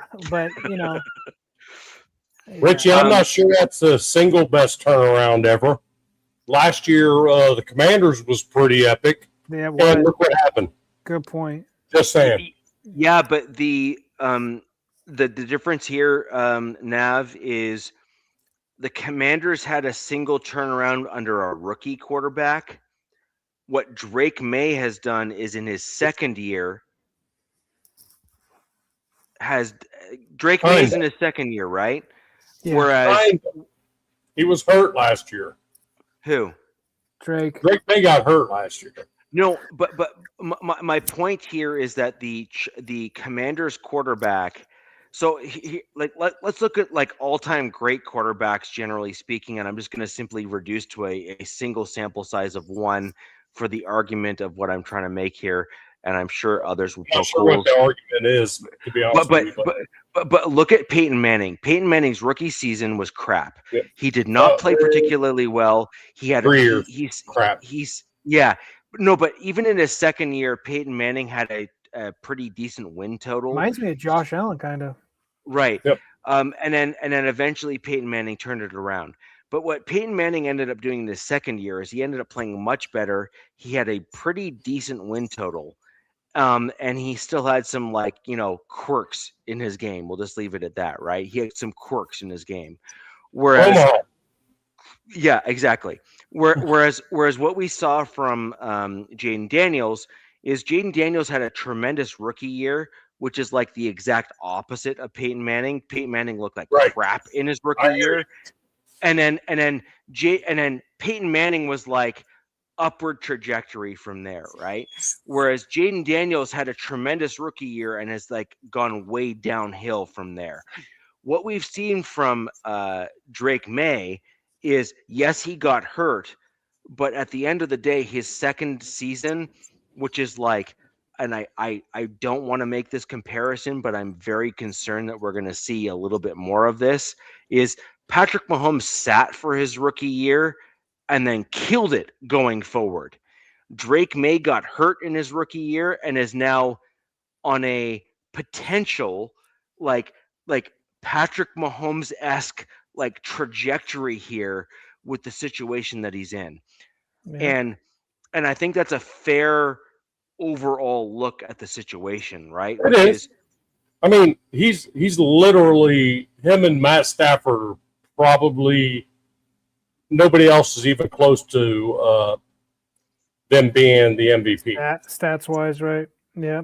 Right. I mean, so what I'm getting at is the Commanders had a great first year and a crappy second year overall, if you're going to look at it objectively. Yeah. Whereas Drake May was hurt in his first year, but then is literally on fire his second year in the NFL. Like, kind of feel bad for the 14-3. Commanders because this year they were riddled with injuries in key positions. Well, and isn't that crazy? I mean, I know this is outside of the AFC West and all this other stuff and the AFC in general, but Cliff Kingsbury asking to walk away from the freaking Commanders after that, there's got to be something else going on up in there. Has to be. Yeah, well, he's probably looking at around the league and looking at the Commanders as an organization and all like. Yeah, but he was brought in there under pretty sure at least a 3 or 4 year contract for them guys. I don't know, but I mean damn. It's weird. We're seeing like this coaching carousel in the NFL, and it's reminding me of weird college. with Kingsbury. Call it. You just said exactly what I was about to say. It's reminding me of the college. You're seeing this. We never used to see this in the NFL. We would see guys. Yeah. No, you're seeing this differentiation between organizations and how they're run. Yeah. And it was like you're seeing these like almost like a class system start to emerge from the NFL. Yeah. Where some of these old teams where the old owners are aging out, Steelers, Giants, Jets, etc. Sure, the ownership is solidified in terms of like the family members being the primary ownership group and all that sort of thing. But what you're seeing is the kids just don't give a crap like their parents did. And what you're ending up seeing is that the kids are treating it as a business purely, whereas the parents saw it as like a state of being. Right. Like where they like lived, eat, and breathed the organization that they were a part of, and they had a pride of ownership and a pride of success and other things of that nature. And I don't think the kids have the same sense of pride in the product that's on the field. They just see it as like, we'll win anyway. Who cares? Yeah, and that's where I said it was a big deal on the steps that I said need to happen like super quick. There's like 5 of them. And 1 and 2 happened in 24 hours. Spytech named director of football operations was huge. That was big. Making the GM the director of football operations, which, oh, by the way, the Raiders have never had. And every Raider fan, bring it on in here. Try to tell me who the director of football operations has been other than the owner in our existence. None. It's been Al Davis, been Mark Davis, been blah, blah, blah, who, you know what I mean? Those 2 owners, that's all we know, right? But what I'm saying is it takes the football knowledge out of Mark Davis's hand. He doesn't have to know football. You know, all he can do is say, hey, guys, did you see this guy? Fuck yeah, we saw that guy. You know what I mean? That's all you got to say. But when that happens, that's a big deal because this is the first time in our history we actually have a director of football operations. That is big to me. Moving on up. So I think that's a great segue to kind of close out the show. The Raiders have solidified their organization in terms of leveling up. That's great. Look, I think a solid AFC West allows each AFC West team that makes it to the playoffs and even further into the playoffs gives them more credibility. And frankly, regardless of who ends up getting better or worse or whatever the case may be, that's a good thing for the AFC West as a whole. And at the end of the day, that's the purpose of the show. We're here to talk about the AFC West. That's why we're here. Yep. So, ladies and gentlemen, I want to thank you for joining us this evening for the Wild Wild West podcast. We will be back next Wednesday to talk about the Chargers game and to see where they landed versus the New England Patriots. My Denver Broncos are in a bye week this week. I intentionally did not go deep into the Broncos this week. We are resting and getting players back healthy like J.K. Dobbins and others. we're going to go right into that next week on next week's show for my Denver Broncos. And we will talk about the result of the Chargers-Patriots game, as well as, Nav, we may well have some news on your Raiders and coaching search and things like that as well. So we'll be able to get into that at the same time. No question. Let's put a pin in it for today, ladies and gentlemen. If you have questions after the show, you thought we missed things, whatever, get angry at me down below in the comments section. If you have other things that you want to bring up, leave them down below. My X handle or Twitter handle, whatever you want to call it, Richie Richey there on X. DZ, his Twitter handle there is below. Nav, I think you're 93 Nav Man as well on X. Have questions for each of our teams, reach out to us. Happy to respond. Happy to engage with you as fans of the show. And ladies and gentlemen, until next week, where the West Side's the best side. Peace! Fast lane when I pass in the street, bag of money in the passenger seat. Tempo's been asking for me on the road from the west to the east. Way up, I might never come down, cause the coast's racking up the flight miles. So high, I might never come down, so what, this is my lifestyle.